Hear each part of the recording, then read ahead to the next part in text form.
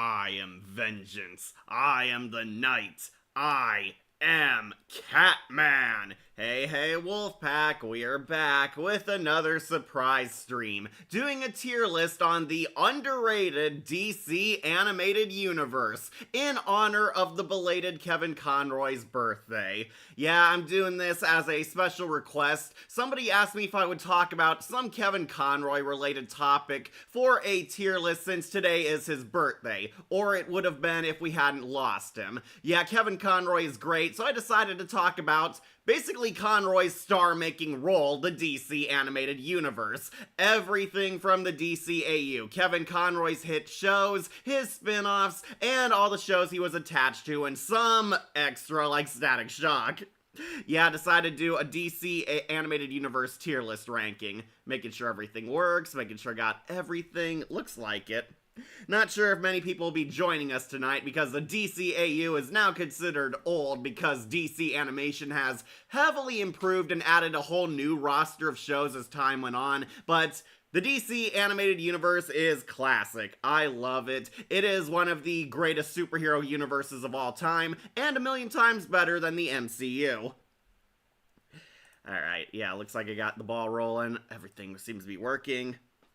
Just checking for comments. Okay, none. Alright, so I will be doing a tier list ranking all the DC animated universe shows, from Batman the Animated Series all the way to Justice League Unlimited, and the spin-off movies Bruce Timm decided to do, like Return of the Joker, Batman and Harley Quinn, and even Mr. Freeze Sub-Zero. We got everything, including like shorts and pilots, and all the movies under the DC animated universe umbrella. We do have the original animated series. You might see some repeated topics, because there are some movie events that were just episodes connected into movies, like the Star-Crossed movie and the Justice League pilots. Yeah, I'm just gonna count them as kind of the same thing. Yeah, I want to talk about the DC animated universe. Alright, making sure my mic is on. Alright. Yeah, basically this is in honor of Kevin Conroy. If you don't know, Kevin Conroy is the definitive voice of Batman. At least he's in the top 5 because he's that good. Kevin Conroy's birthday's today, and in honor of his passing, I was going to do this tier list. I was going to originally do an animated series related tier list, but I decided why not do the whole DCAU because there's a lot of fun topics to explore, and it's one I've been thinking about doing for a long while. Alright, looks like the mic works. Yeah, I've been thinking about doing this for a while. I unfortunately did not rewatch the entirety of the animated series. I'm still trying to catch up, and I didn't recognize some villains. So I decided, I'll just do a basic show and movie review. I have all the shows here, and I'll be ranking them from top best to bottom worst. So if this is your first tier list ever, I'll explain the rules. Make sure you guys understand how this works. I'll be taking each and every show, movie, and even short film, ranking them from who's top best to bottom worst. And I have categories which are mostly self-explanatory for this one. Yeah, I decided to keep it simple, keep it easy, because we got a lot to talk about. So, up top, we have cinema. These ones are cinematic masterpieces, the best of the best, the greatest DC cartoons of all time. They are pure cinema. I love them, fans love them. They're perfect 10 out of 10s, maybe 11 out of 10s. They are just that good. They're pure cinema. Underneath that, we have banger. These ones are bangers. They're good. Not perfect, but definitely knocked it out of the park. They are explosively good. They are definitely great representation of DC and great stories in general. Might have a criticism or two here and there, but otherwise, yeah, they're bangers. Then underneath that, we have great. These ones, yep, they're great, did a good job, definitely entertaining. Might have some criticism, some flaws. DCAU was not perfect, it had a lot of great stories, but they did a good job. They'll be going on this one great, not banger cinema good.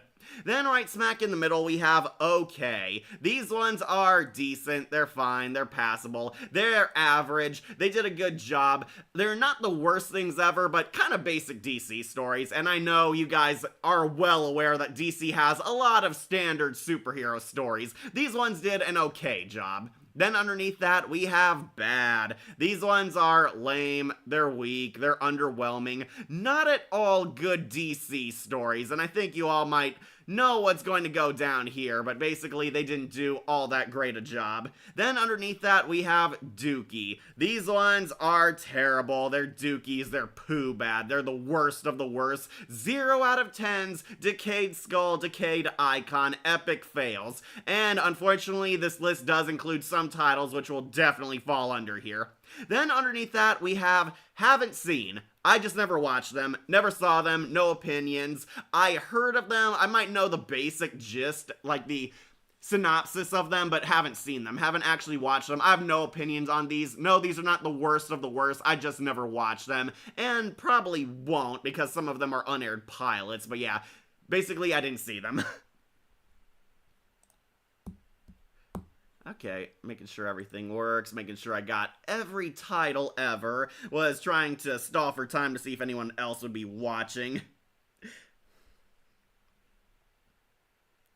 Alright, so the DC animated universe is a cool, classic cinematic universe. Yes, this one beat the MCU to the punch, but doesn't get any credit because it's a cartoon. This is basically an introduction to the greatness of DC. All the characters, the larger universe, a whole bunch of superheroes, classic superhero stories, and some fresh new experiments for cartoons. The DCAU was groundbreaking at the time. Starting with Batman the Animated Series, it got much, much better. There were some low points, some pitfalls. Not every episode was a banger. Some were kind of weak, and we got some really random or out there projects like the Zeta Project. Some of the movies not so good, and Bruce Timm's anniversary specials are definitely mixed bags, but I would highly recommend this. The DC animated universe is basically the greatest depiction of DC.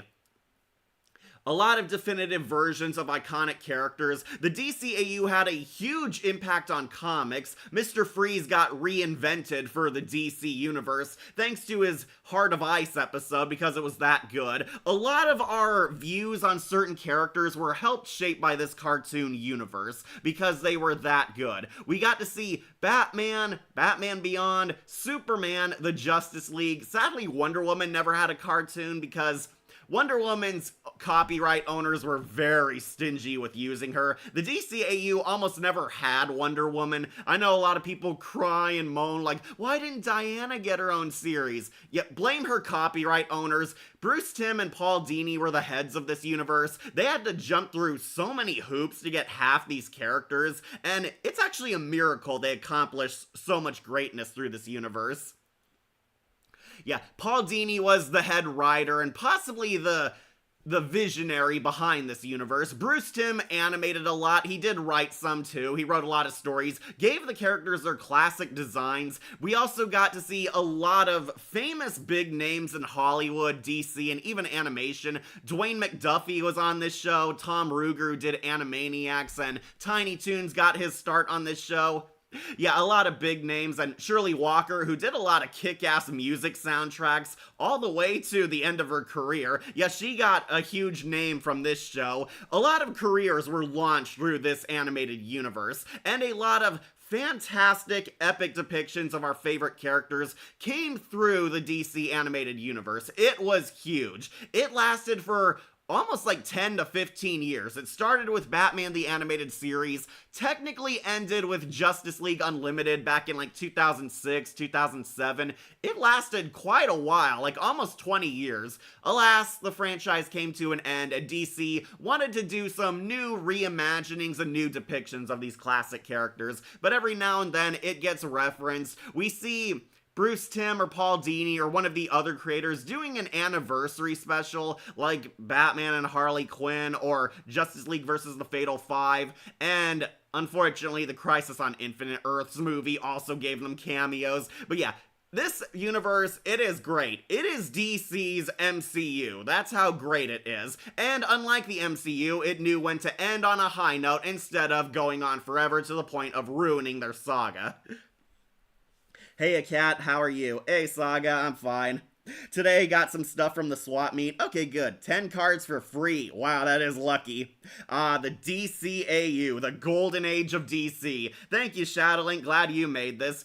DCAU better than the MCU, especially currently. Yeah, the DCAU, it is what made DC fantastic. It is why there are hardcore fans of all ages, from children to grown-ass adults. This entire franchise was that good. Kids loved it, teens loved it, and even older fans loved it because it was a groundbreaking series. It showed DC characters could be taken seriously. We could have mature storytelling in cartoon shows. There were dark moments, gritty moments, adult themes.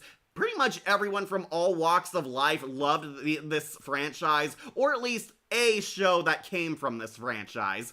Yeah, there were still some fan wars from Batman the Animated Series and Superman the Animated Series fans, but we all loved it. We love the DCAU. I love it. I honestly did not grow up with the original Batman or Superman. I started watching around Static Shock and Justice League.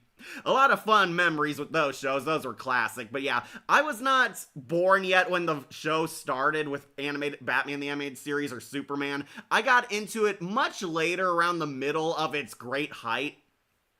Yeah, when it basically peaked. I started watching Justice League and Static Shock. Those were the ones I remember on TV at the time. Then got into more as it went on. Got like VHS tapes of Batman Beyond, the original animated series, and yeah, I love it. It's still good to this day. Highly recommend it. And we're going to be ranking it all here very soon. And 2 Goosebumps books, Tales to Give Yourself Goosebumps, still more Tales to Give Yourself Goosebumps. Ah, cool, awesome answers in one of those. Sigh, yeah, unfortunately, that the majority of the MCU phases 4, 5 were blunders. Phase 6 seems to be hopeful with Fantastic Four, but I'm just sick of seeing Pedro Pascal and everything, and I did not want to see him as Reed Richards, honestly. I think Dr. House should have been Reed Richards at some point. But yeah, DCAU thankfully ended on a high note. Now it just gets a lot of love letters or anniversary specials, some good and some Batman and Harley Quinn. Static Shock is a pretty good show. I love Static Shock. Can't wait to get to it. It was on Kids WB along with Mucha Lucha, The Nightmare Room, Pokemon, and many others. Yeah, Yu-Gi-Oh! Too. Remember, TMNT used to be on Kids WB, then it moved to Fox and back to Kids WB. Alright, so let's stop wasting time and finally talk about this. Yes, I have every movie, show, and even unaired pilots. Yeah, I might not talk too much about some of these, but let's start where it all began with Kevin Conroy's masterpiece, Batman the Animated Series, which sucks. No, of course not. Yeah, going on to cinema. Of course it is. Was there really any doubt? Did any of you not like Batman the Animated Series? Because if so, you do not belong here. Batman the Animated Series is a classic. To this very day, it holds up spectacularly. The animation is good, the writing is phenomenal, the depictions of a lot of Batman, the Bat family, his characters and cast, all household names thanks to this show. While Adam West's show was a lot more lighthearted and campy, Batman the Animated Series took a lot of inspiration from Tim Burton's movies. There's a lot of Batman '89 influence all over here, including the Joker being Jack Napier in this version, but Batman the Animated Series, yeah, it is good. It's still great. It is S tier. It is pure cinema. It is not just one of the greatest DCAU shows, but one of the greatest cartoon shows ever. Ever. It is one of those cartoons that was groundbreaking, revolutionary, changed children's entertainment forever. We would not be getting serious storytelling without a show like Batman the Animated Series. This show pretty much had people die, have bad things happen. Batman fought both over-the-top supervillains, but a lot of mafiosos, corrupt politicians, and illegal things which still happen in our modern-day society. And the best part, it did not talk down to children. Yeah, it did kind of hold back on swearing and blood, but it made up for that greatly with some great, fantastic storytelling. Also, since you finished Goosebumps, The Nightmare Room, and Haunting Hour, will you ever review Spooksville and Bone Chillers? Might not Spooksville, because I can't find the show. Bone Chillers is considered. I'm still on the Twilight Zone right now. I wanted to finish one of the generations. I thought the new Fantastic Four was alright personally, though honestly wasn't into Pedro's Mr. Fantastic. The rest of the others did fine. Yeah, that's the best for the entire movie. It was fine. Still my absolute favorite series of all time, grew up with Batman TAS, and the show still holds up well as an adult. Yeah, it absolutely holds up well. So, not gonna lie, I was afraid I wasn't gonna like it because the animation looked a bit stilted and off. I thankfully got over this when they did a remaster of the animated series. Like, if you buy the DVDs on Blu-ray, it looks much, much better. It moves, like, more fluidly, and it doesn't look as grainy as it did back in 90s television. But yeah, it's good. It is fantastic. Kevin Conroy became the definitive Batman. Mark Hamill's Joker was on here. How funny is it that we almost had Tim Curry as the Joker? Also, did you know that in the UK, there was a short comic based on Goosebumps in FBX? There was a couple of them. Pumpkin Juice was made into a comic strip. I didn't know that some Goosebumps stories were made into comics, though I haven't really seen any or read them. Okay, so, yeah, we also got the introduction of a lot of original characters through here, Harley Quinn being one of them. The head mafioso is Rupert Thorne in this version. He was kind of a hybrid of Sal Maroni and Carmine Falcone.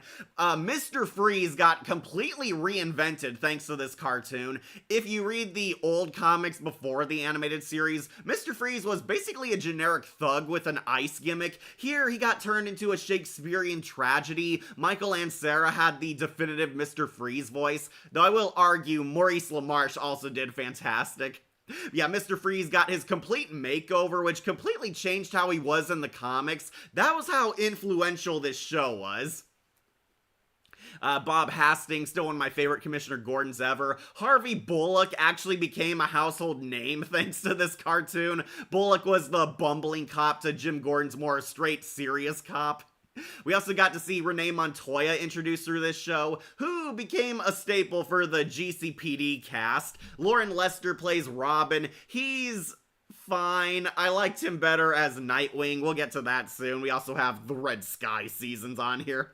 Yeah, speaking of which, I will also put the Red Sky seasons because it is just the animated series. Don't worry, I'll put it behind the original. But yeah, I kind of consider them both the exact same show. So the animated series is basically episodic adventures of Batman foiling criminals, solving cases, maybe learning some life lessons and love along the way, and introducing a lot of Batman's villains to younger viewers. So this was back when we didn't have the internet, so shows would do origin stories and introductions to a lot of Batman's iconic foes. We got formally introduced to characters like Catwoman, Poison Ivy, Two-Face show up for the first time through this, Scarecrow, the Riddler. Riddler honestly hardly appeared in this show. I liked Mike... No, what's his name? John Glover, yeah. I like John Glover's Riddler very much, but according to Paul Dini, it actually got harder to write episodes for him. They would become much easier and better at this in the Arkhamverse, but yeah, John Glover's Riddler was okay. Bane was kind of a footnote on this show. Killer Croc had that weird gray design. I definitely thought he got an improvement in the Red Sky season. Let's also not forget the series had an epic intro. Yeah, the signature scene of this series is the theme song, where we get introduced to Batman. If you've never seen it before, it's on YouTube. Two guys, like, rob a bank, but they blow it up. Then they're running from the cops, almost get away until they're ambushed by the Batman. Dun, dun, dun, dun, dun, dun. It's Danny Elfman music. Is there really any doubt that it's good and epic? Yeah, Danny Elfman did the theme for Tim Burton's Batman movies, and yes, the Joel Schumacher ones too. You can kind of hear it. It sounds like a watered-down version of the Batman '89 theme, but really good. It has a lot of action. Batman moves so fluidly. Batman takes down the criminals and is shown to be that mysterious protector. We get the iconic scene of him standing on the buildings, lightning strikes, showing you what Batman looks like, before we cut to the epic title. Yeah, it's classic. Personally, I love Justice League Unlimited themes a lot more than the animated series for Batman. Well, that's because Justice League's theme is a lot more action-packed, faster, and energetic. Batman is quiet, broody, and very epic. His fights are like between titans, so it works for the show. Well, that's because they're hard to find. Some of them are lost media. Yeah, I have heard that. Seeing Batman the Animated Series in top tier is great to see. I mean, it was really any doubt. So, the animated series is not super continuity heavy. This was back when you could watch shows episodically and keep up with them. Sometimes they reference a past adventure. There were multi-parters here and there. A lot of original villains. Believe it or not, the Joker is not in like every episode of this show, or one of Batman's costume villains dominates the screen. No, Batman fought a lot of mafiosos and grounded criminals here. A lot of OCs too. There was like this Invisible Man character. There was like these brainwashed comedians. We got introduced to the greatest Batman foe, the Condiment King. The Underdweller was kind of this Captain Hook knockoff. Yeah, there were some really weird villains on this show. Like Batman's villains, and he would sometimes team up. Something I did recognize as a pattern in the animated series, there would always be an episode that shows one of Batman's iconic rogues almost reforming, only to basically cave into their sins, their selfishness and hatred, and fall right back into villainy. And I think these episodes are easily my favorites because it shows you that Batman does want to help his villains reform, and they could be good people, they could play nice, they could have normal lives, but ultimately, they are at their own fault for their crappy lives. They are the reasons why they're evil criminals. They cannot get over it. They cannot overcome their trauma, their pettiness, their selfishness, or their need to be their costume identity. It is the perfect bullet at that BS argument that Batman just beats up mental patients and is a bad person who creates the criminals. No, the criminals are bad people, and Batman only inspired them to take up a costume and become who they are now. Batman the Animated Series could be the best superhero cartoon that there's ever been. I agree. Personally, I won't lie, there is one I prefer a lot more than Batman the Animated Series, but we'll get to that later. But this, yeah, I won't deny, it is great. It still holds up. It is a masterpiece of a show. There were some bad episodes, but a lot of them came from the Red Sky seasons. But to wrap up the animated series, yeah, it still holds up. This gave us a lot of iconic depictions of characters. Mark Hamill's Joker, for one. I thought John Glover was a pretty good Riddler. Richard Mole is my favorite Two-Face, and, you know, I love Catwoman in this. I'm trying to remember her name. Yeah, I know, I just wrote that top 10 Catwoman list. But yeah, I love Catwoman. Adrienne Barbeau, yeah, that's her. Adrienne Barbeau was a really sexy Catwoman. Personally, I prefer Grey DeLisle Griffin because she also has that suave and charisma, but Barbeau definitely had the sex appeal to play Selina. Really like Catwoman in this. Diana Pershing's Poison Ivy basically established the personality that a lot of writers would use for Poison Ivy, and I can't forget Arlene Sorkin as Harley Quinn. Yeah, still the best Harley Quinn voice ever. Sorry, Tara Strong, but you started to get annoying. Arlene Sorkin's Harley Quinn became famous on this cartoon. I love David Warner's Ra's al Ghul also. I love his suave charisma. He plays Ra's al Ghul like a James Bond villain. And it's kind of funny seeing Olivia Hussey as Talia al Ghul. That was kind of a surprise casting, but I think she did good. I think we can agree that the episode of Annie was extremely heartbroken. Yeah, that's in the next show. But to wrap up the first 3 seasons, Batman the Animated Series, yeah, it's good, still holds up, still fantastic, still perfect acting, perfect writing, and it made people take superheroes and cartoons seriously. That's why it's going on S tier. I do have the Red Sky seasons. I know a lot of people count this as a different show, but I really don't. I see it as connected to the animated series. The only thing that changes is the animation's different. It is the same cast, the same writers, the same producers, and basically the same universe as the animated series. This is the new adventures of Batman, and yeah, it's the same. The only thing that's different is the animation. So the animation has its pros and cons. Namely, the Joker and Catwoman's redesigns were easily the worst on this show. I thought that the Supergirl actress Helen Slater voiced Talia al Ghul. Oh, yeah, she did, but I remember Olivia Hussey replaced her. She kind of took over as Talia moving forward. Also, I thought you'd do a tier list of the original villains and characters from Batman TAS and TNBA. Since today is Kevin Conroy's birthday, I decided to do something much bigger, the entire DCAU. Got all the shows, movies, shorts, and unaired pilots. I heard the reason why they changed it was because they wanted to set it in the same universe as Superman, the animated series. Yeah, that's the big reason why, but I'm not sure why they had to completely change the animation, especially because Superman, the animated series animation, kind of looks similar to the original animated series. Yeah, I know it's much lighter, but that fits Metropolis's world.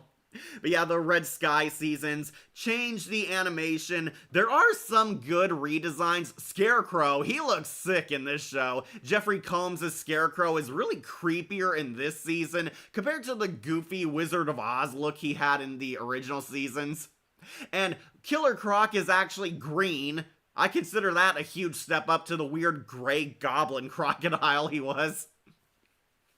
But also, Dick Grayson becomes Nightwing. Batgirl is an official member of the Bat family, and we get introduced to Tim Drake Robin, who actually grew in me as a character. Tim Drake Robin was much better than Lauren Lester's Robin days. I always felt like Robin was kind of the weakest character on the original show. Here, Tim Drake has a lot more spunk personality, and he actually snarks back at others, including Batman, and this one also has my favorite episode of the animated series, Mad Love, the origin for Harley Quinn, which very faithfully adapts Paul Dini's comic. I really love Mad Love. That's my favorite episode of the animated series. Yeah, I know it's the new Batman Adventures. It's the same show. Okay, can we stop pretending it's the same show? Even the DVD releases counted it as the 4th season.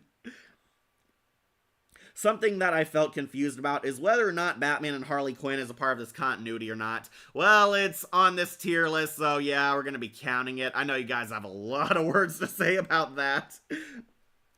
And how Tara Strong became the definitive voice of Batgirl, which continued in some media. Yeah, I love Tara Strong as Batgirl.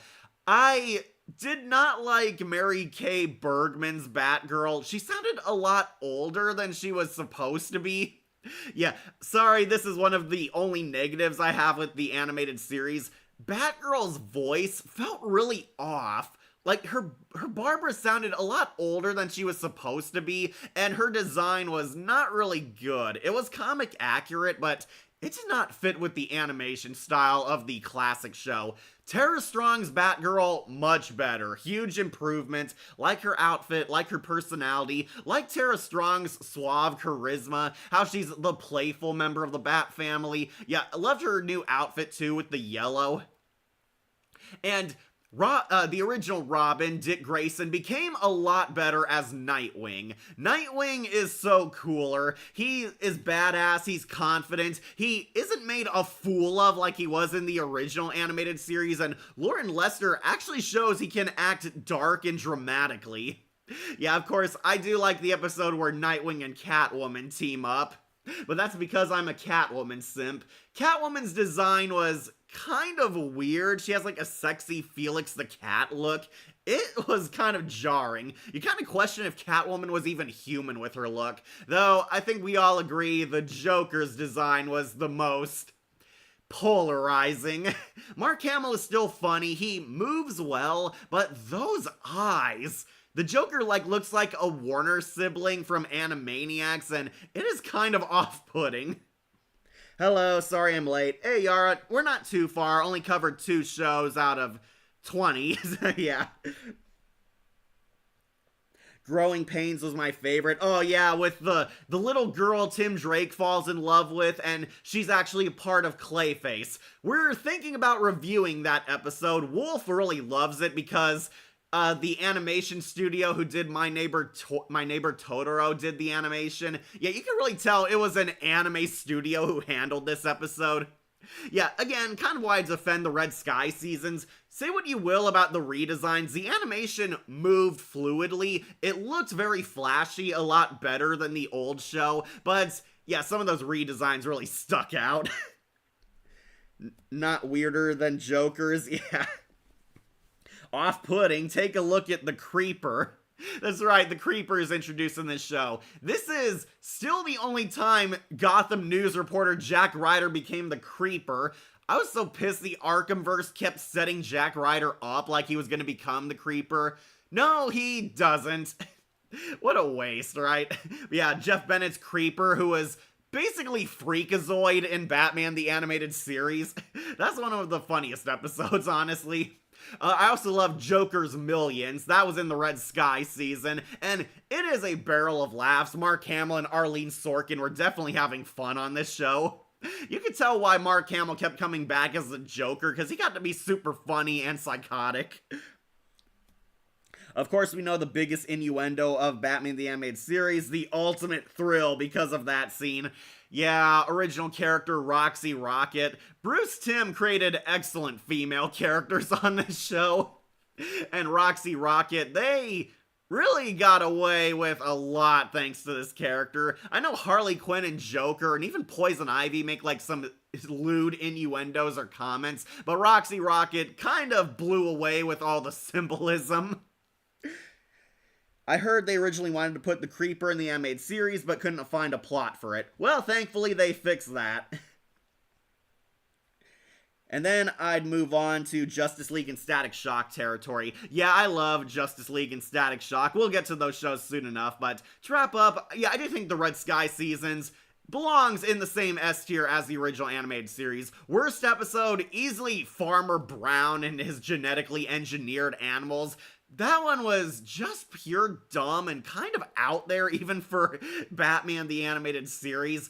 My favorite episode, easily Mad Love from this season. It actually made me care about Harley Quinn and explored her origin in depth, highlighting that she was trapped in an abusive relationship with the Clown. Yeah, those are definitely definitive episodes for this. It's kind of funny because Bruce Timm actually loved Farmer Brown's episode, even though everyone else hated it. But I'm glad you're proud of your work. But yeah, the Red Sky seasons, it is just as good as the original series, both of them going into S tier. Imagine if the Creeper met Freakazoid, that would be insane of epic proportions. In fact, the Creeper sounds like the Midnight Bomber from The Tick. Was Jeff Bennett also in The Tick? Which, fun fact, I actually saw the Tick comic book at the swap meet today. Spoon! I love the Farmer Brown episode. It's hilarious. Okay, I don't think it's like the worst thing ever, but it's a lot sillier, like Adam West silly. That's kind of why people hated it. But good for you. Oh, I also love Zatanna. Zatanna was in the animated series. Personally, I prefer Jennifer Hale, but Julie Bowen honestly did a pretty good job. I wish she would voice Zatanna again in something. Zatanna is my favorite episode of the original animated series. I know that really says a lot because there's so many good ones, but what can I say? I like the Magic Girls. Also, the reason why Zatanna had no fishnet stockings in her only appearance, because they didn't have the technology to create those yet. Yeah, they kind of gave her simple leggings. I was fine with it because Zatanna is like very pretty. However, I was upset that they made her into a stage magician. Yeah, that also kind of pissed me off the first time as a kitten. When I saw Zatanna for the first time, I was hoping it would be like their team up in the Justice League Unlimited episode, This Little Piggy, where Batman and Zatanna had great chemistry and she actually was a sorcerer. No, she was like a stage magician. They would retcon this in Justice League Unlimited that, oh, she actually purposely limits herself to not give away her superhero identity, even though she's kind of the same on and off the stage. And I remember having a VHS recording of The Tick. I think it was about a clown. I haven't watched The Tick in forever. I remember Disney XD used to re-air it at midnight, but I never got to catch it. Okay, so yeah, Red Sky seasons, just as good as the original seasons. Both these shows, S tier, they are masterpieces. Next, I think we should get... should we do Superman or Batman Beyond? Might go with Superman. Let's talk about Tim Daly's Superman, the original Man of Steel cartoon. Superman the Animated Series, which I will... Okay, I liked it, but not as much as Batman. I might put it on banger. Yeah, I know, controversial opinion, but I didn't think Superman the Animated Series was as good as Batman show. However, it is not bad at all. Tim Daly's Superman show is honestly pretty cool, pretty fun. My problem with it is that it's a lot more simpler and standard compared to Batman's show. Banger, yep. Our first banger. Superman, the Man of Steel. We get Superman in the DCAU. So, after the success of Batman, who is going to be the star of their next show? Logically, DC's other iconic hero, Superman, the last son of Krypton, the Man of Steel. Superman set in our modern day, and yeah, don't be fooled by the fact that it's down a level. This is a good show. It is very good. It is very entertaining. Superman arrives on Earth. We get his origin story. Actually get to see Jor-El and his wife send their son into space. The entire pilot episode actually doesn't have Superman as a superhero. We see Kal-El as a baby, and it's actually about his parents and family preparing for the death of planet Krypton. It actually establishes a lot of lore and sets up Brainiac, one of the best villains of this franchise. Brainiac, played by Corey Burton, who is very creepy, very sinister, very much an AI that went rogue. So, how you rank Static Shock? We'll get to him soon, but I really like Static, so if you stick around, just know it will make it up very high. Superman the Animated Series, Superman loses his planet, meets Ma and Pa Kent, and the first 3 episodes are basically an origin and setting up the show. We see Superman's childhood, see his teenage years, see him as a young adult, see what he's like with his family, and set up the show. We meet Lex Luthor, Brainiac is set up, we meet Lois Lane, played by the super sexy Dana Delany. Really love Dana Delany's Lois Lane, she is my definitive Lois. Lois and Clark are kind of frenemies in this show. Clark is the new reporter, moved in from Smallville to Metropolis. However, bad things are happening here as Lex Luthor is making his power move. So, Clancy Brown's Lex Luthor, also iconic. He is up there next to Mark Hamill's Joker in terms of definitive depictions. I agree with your rating. Superman the Animated Series, it's not as good as Batman, but it's still really good. Thank you, CG Anime fan. So, I will warn you, the problem with Superman the Animated Series, Superman is a very basic guy. He is normal, he is grounded, he is the everyman. Superman is a normal guy with godlike powers, and that's what makes him very interesting. Superman actually is kind-hearted, he's noble, he knows where he stands, he's actually happy with his life, but it doesn't make him as engaging as the Dark Knight. Batman is a mortal, so he has a lot more struggles, has a lot of trauma from the death of his parents, losing friends, losing family, failing to save the day from times. Superman is a lot more about hope, a lot more about good, a lot more about doing the right thing, standing up to wrong, having a spine, and using your authority, your high power to help the lesser people. Superman is a good hero, however, his rogues gallery are a bit hit and miss. Now, Lex Luthor, Brainiac, and Darkseid are all in this show, and they are S-tier villains. However, some are kind of misses. I did not like Dr. Light, or I should say Luminous in this. He was kind of basic. Parasite started out cool, but then he got nerfed as the show went on. Metallo also started out very cool. Love Malcolm McDowell as Metallo, but he really had a lot of simple standard villain plots. That was kind of the issue I had with this show. There are a lot of basic, generic comic book plots in here. I know a lot of people like that, and don't get me wrong, a lot of them are good, but it didn't really push boundaries like the animated series for Batman did. Here, it felt like, well, basically animating comic books. Gilbert Gottfried's Mr. Mixius Pitlick is played for comedy. Livewire is also kind of played for laughs. Superman fought some dark villains, but also fought a lot more comical villains. They were not always overtly scary like Batman's rogues gallery is. I remember there was a Superman 1988 one where the episode would air a segment called Superman Family Album, where we get to see the life of Clark from how he was adopted to when he left Smallville. Yeah. I heard there was a debate that they made this Lex Luthor black. Do you believe that? No, I do not, because Bruce Timm confirmed he was trying to make Lex Luthor Greek, and Greek people have very tan skin. Now, I'm not against a black Lex Luthor, but this led to a really stupid fight among the fandom because, oh, they whitewashed Lex Luthor in Justice League. No, he was supposed to be a white guy with a very serious tan. He was supposed to look Greek because Lex Luthor believes he's a Greek god, basically. He was kind of the Zeus of Metropolis. He helped build this city. LexCorp is like a temple where they worship him. He sees himself as a god, but is envious of Superman. But yeah, no, I believe Lex Luthor was supposed to be a white dude. They just made him a lot darker with the shading on the show. This series also gave us Mr. Mixius Pitlick and how he was voiced by the late Gilbert Gottfried. Yeah, Gilbert Gottfried rocked. He was so funny on this show.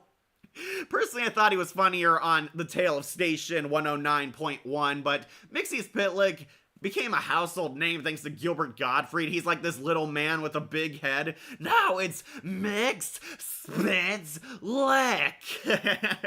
Gilbert Gottfried would actually go on to play Mr. Mixius Pitlick in his future stuff, including Justice League Action. I was glad to hear him come back in that. We also got everyone's Superman waifu, Volcana, played by Perry Gillipan, who is like the sexy fire girl. She actually had a happy ending at the end of this show, but then they retconned it in Justice League. That also kind of ticked me off. Michael Ironside as Darkseid, also scary as hell in this show. Superman the Animated Series, and especially Justice League, made Darkseid fearsome. He was imposing, he was threatening, he was practically DC's version of Satan. Michael Ironside, also a definitive voice. He was a magnificent Darkseid, and at the end, even when he lost, he still won. I am many things, Kal-El, but here I am God. Yeah, that guy was so badass. Hope Michael Ironside keeps playing him as long as he can. I mean, there's a lot of cool villains from Static Shock. Yeah, exactly. Static Shock even had better villains than Superman. Like Hot Streak, Ebon, Mirage, Ferret, Talon. Oh, Ferret. Ferret sucked. Permafrost, Puff, Starburst, Slipstream, Madeline. Yeah, a lot of good villains from Static Shock. A lot of the OCs were very, very great. Superman had a lot more basic villains. There are some good ones, of course. Luthor, Brainiac, Darkseid, Toyman. Bud Cork's Toyman was really creepy. I love the makeover they gave him where Toyman's this creepy porcelain doll guy. That stood out to me a lot more than his weird wooden puppet design. Static was a huge hit in Brazil, basically synonym with lunchtime. Static Shock is great. We'll get to him soon. Around noon, everyone from the TV was watching Static, the Zeta Project. The Zeta Project. Oh boy. One character that's still stuck in my mind is Mala, and how there was an implication that she might be a hero and a future love interest to Superman. Superman kind of became a boy toy to the female Furies, which, yeah, there is still some innuendo and adult jokes here. Maggie Sawyer was a lesbian, but they never said it, she was. Yeah, got our, first gay character from a DC show.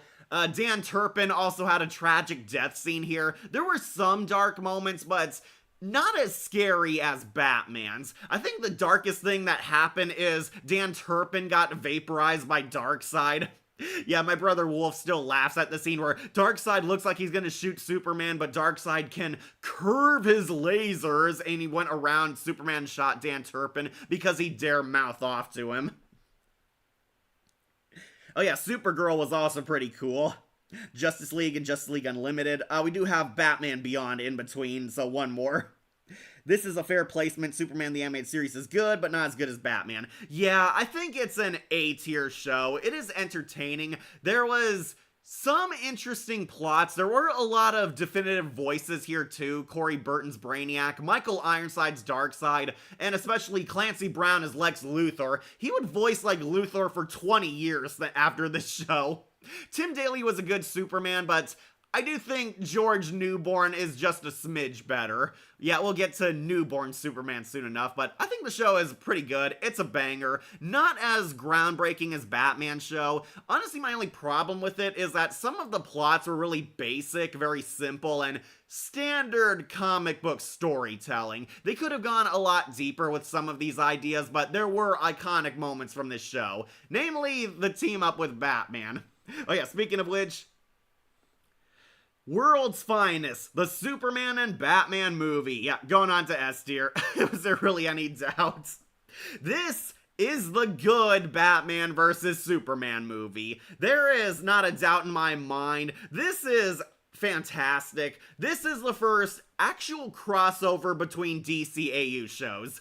Kevin Conroy's Batman meets Tim Daly's Superman. The Joker has come to Metropolis, promising Lex Luthor that he can assassinate the Man of Steel for $10 billion. The Joker gets his claws on some kryptonite. There's like a Jade Dragon kryptonite statue, and he knows it can kill Superman. He wants Lex Luthor to pay him a lot of money to take out his arch nemesis, leading to the clash between Batman the Animated Series and the Superman show. And yeah, this is everything Zack Snyder should have done, an actual legit good crossover.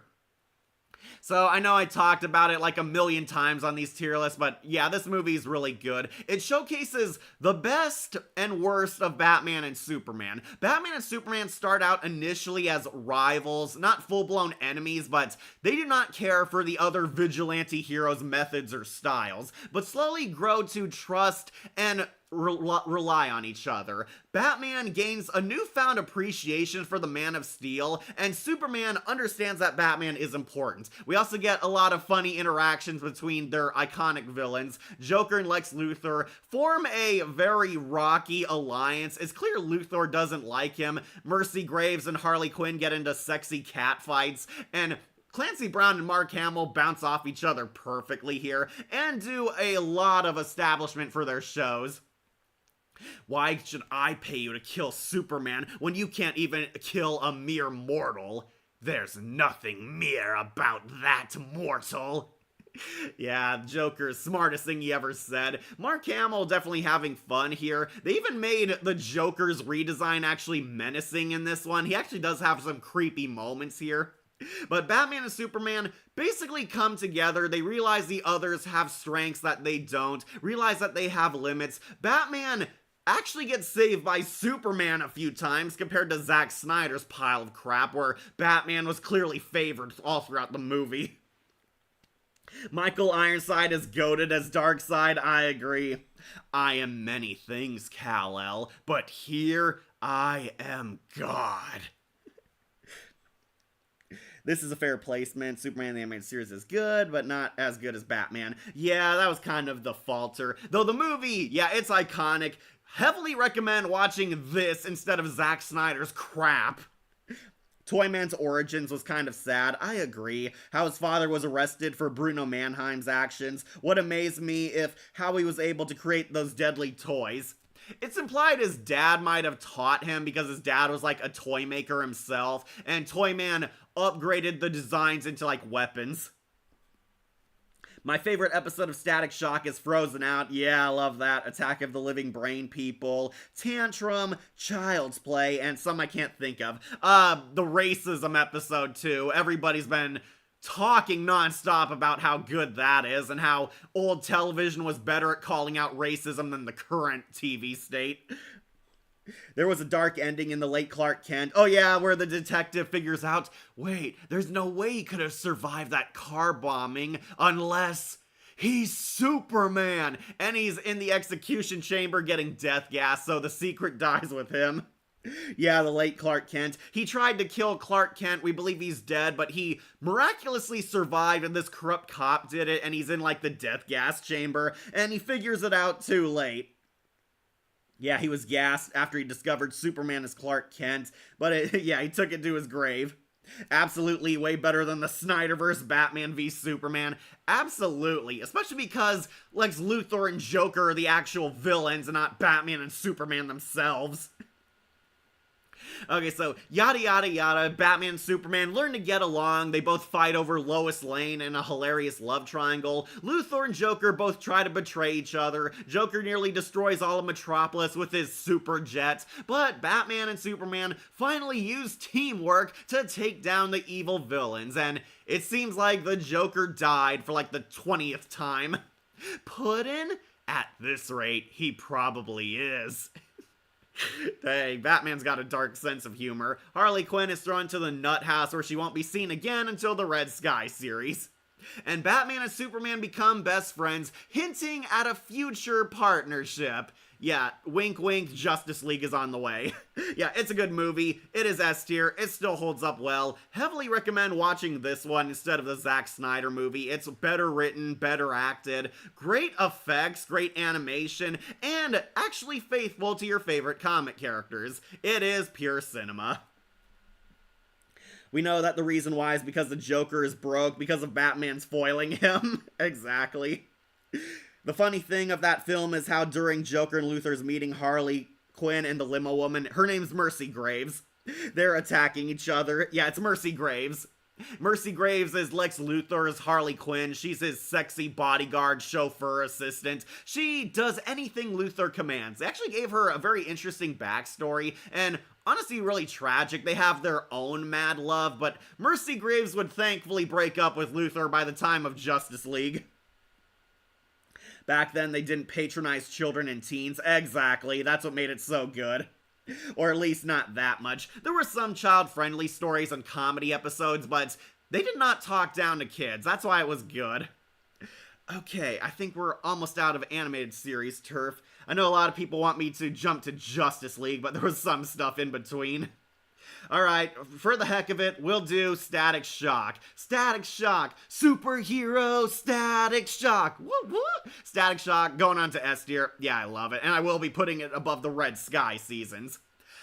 I love Static Shock. It still holds up well. Phil LaMarr kills it as Static Shock. Great writing, actually good child-friendly show. It is a lot lighter and softer compared to both Batman and Superman, but that does not make it bad. Static Shock is underrated. Everybody says, well, Black Panther's the best black superhero. BS. Static Shock. The name's Static. I put a shock to your systems. This was another show that put Phil LaMarr on the map. Static Shock and Samurai Jack made Phil LaMarr's career. He is that good as Static Shock. I've been waiting to see Static Shock in a movie for years now. Static Shock is the GOAT. It is S tier. It is one of DC's best shows, even though it is a lot more censored and held back. That's how great it is. One of the worst episodes of Superman TAS is Superman's pal, yeah, Jimmy Olsen, where Jimmy is viewed as a good friend of Superman and everyone pesters him to a woman who wanted him to go to a benefit party. Yeah, so I like Jimmy Olsen. That was supposed to be a reference to their comic book story. Jimmy Olsen in the old-fashioned comics is known as Superman's pal. Like Superman's pal, Jimmy Olsen, he tells Superman everything. They share coffee and drinks and interviews together.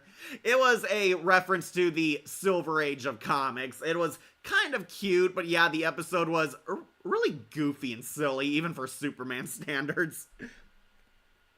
Son of the Fodder episode is better than those awful episodes of The Proud Family, Louder and Prouder. Ugh, fuck Louder and Prouder. Or Velma. Yeah. Static Shock was a lot more mature than Mindy Kaling, which really tells you a lot. Velma should have stayed canceled and buried in the digital graveyard, absolutely. Static, I'm gonna put the shock to your system. I love it. It's more like the cartoon graveyard, but in the cartoon Inferno. Good point, Anime Night. Static Shock. Yeah, we'll talk about Static Shock. So, Static is actually a standalone series. It does take place around other DC shows. Like, we see Red Sky seasons, Batman and Robin show up, but then we see the Justice League also show up and have a much different animation style. Yeah, this show was very lighthearted. Okay, so Static Shock, if you don't know, is about a street-level superhero. Static Shock was kind of DC's answer to Spider-Man. He's a lot more grounded. He's a street-level superhero with fantastical powers. Virgil Hawkins is roped into a gang war, and during the gang war, it accidentally triggers this chaotic accident which mutates all the gangsters into meta-humans. They all gain superpowers and become either superheroes or supervillains. This gang war happens in like a power plant area, and during a police raid, they try to stop the gangsters only to accidentally shoot a radiation canister. It has toxic waste. It bathes all these gangsters and innocent people caught in the crossfire in gas in an event called the Big Bang. They become Bang Babies, the gang nickname for metahumans. And basically, Virgil is kind of forced into this gang war. Virgil's actually a nice guy, nerdy gentleman. He's roped in by the black gang to fight the racist white gang, and all of them pretty much suffer for it. Virgil tries to back out, but he gains powers, becoming Static Shock. Virgil gains the power of electricity. Implied because he was like trying to scale an electric fence, but he got sprayed by the gas, and a lot of supervillains, superheroes, and even tragic villains are made from this gas, the Big Bang. They all become metahumans, and Virgil decides to use his powers for good. Virgil has his coming of age story all throughout this show. He's, again, kind of like DC's Spider-Man. He's growing up, maturing, learning life lessons, and becoming a better man as a superhero.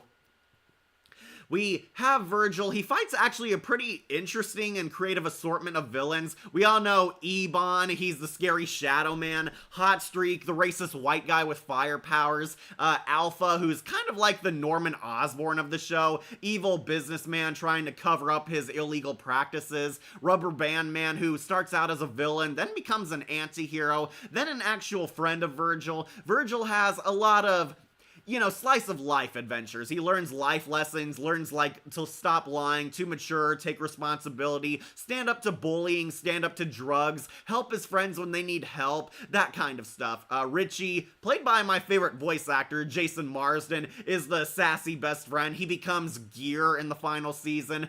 Yeah, I actually did kind of like Gear. He gains like cybernetic armor. After like being around Virgil, apparently the radiation spreaded to him and gave him higher intelligence than before. He becomes like Virgil's tech guy at first, then becomes his partner in crime. A lot of fun plots. It is mostly standalone episodes, episodic, which I really appreciate. It's very easy to get into the show and watch it anytime. Yeah, I'll definitely say the show had some creative villains. Yeah, very creative. He fought like Talon, who's like this hawk girl, like this evil hawk girl. He fought Shiv, who could change his hands into daggers. Rubber Band Man, who was basically a stretch dude. He could turn into anything with stretch powers. And a lot of gruesome mutations. It's implied people also die in this show. Some of the gangsters who got mutated like turn into puddles and liquefy and die. It is a very hardcore imagery. Hot Streak is like this racist white bully who picks on Virgil because he's black, becomes a worse guy with his fire powers, but Virgil finally gains the power to fight back and stand up to him. Unfortunately, Hot Streak kind of turned into a joke as it went on. Ebon actually became much scarier. Ebon is like the face for gang violence and gang influence. He is this very corrupt person, encouraging the worst in people, forms his own street gang, recruits a bunch of villains, and he's kind of the endgame villain too. There was also kind of an interesting finale, to say the least, but I'll get to that soon. Where do you put Crisis of Infinite Earths, all 3 parts? I have Crisis right here. I'm gonna get to it later. But just know it won't be very highly.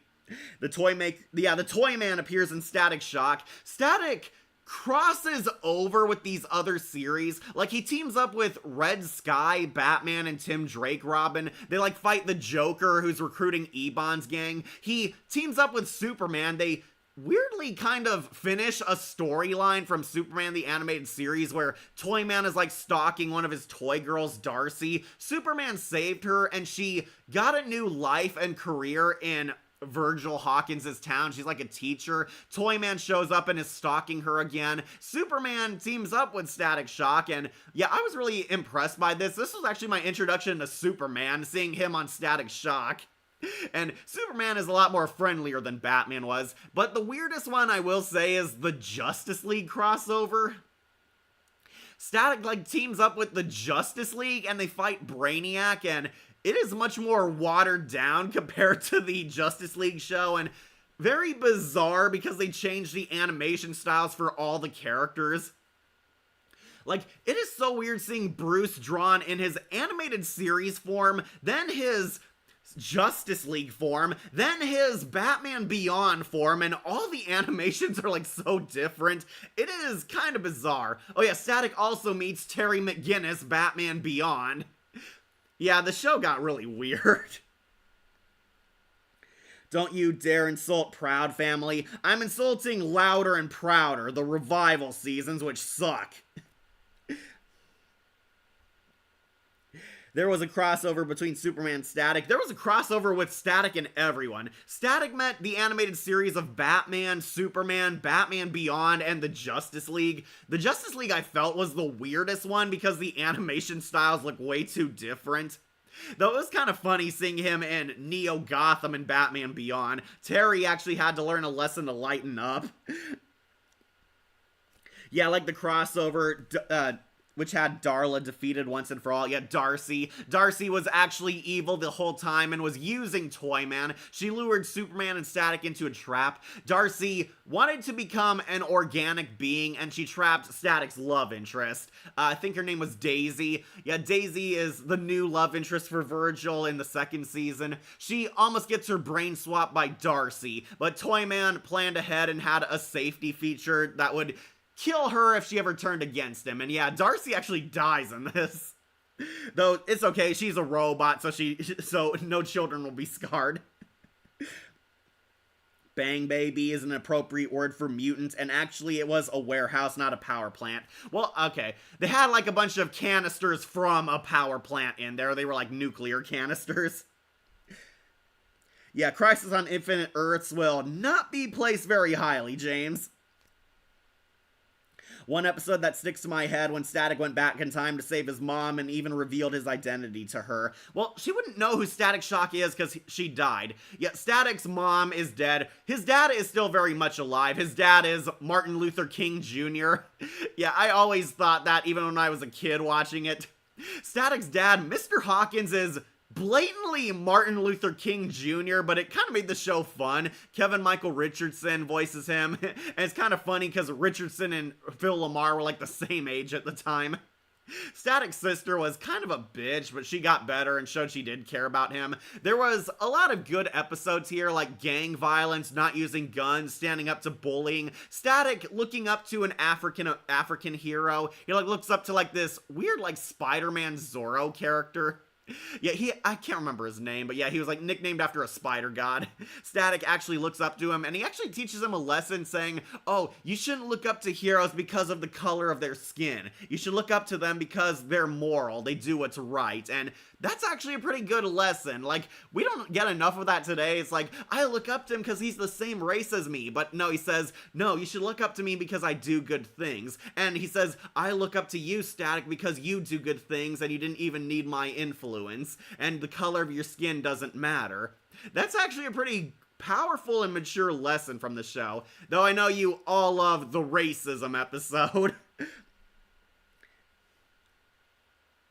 One episode that sticks in my head is when Static went back in time to save his mom, yeah, and even revealed his identity. There's also the story arc of Alva trying to cure his son. Yeah, Alva has a very estranged relationship with his son. He treats him rather badly. The son becomes addicted to the Bang Baby juice, becoming a mutant temporarily. He's almost like this rogue level villain, almost kills Static, but the power overwhelms him and turns him to stone. Alva actually gives up his villainous ways, realizing what happened to his son. Yeah, Alva actually has a nice redemption arc. He realizes he's a bad father, then he tries to save his son by any means necessary. And there's actually this reoccurring story arc where he's trying to bring his son back to life, make him human again, and it actually does get resolved close to the end of the series.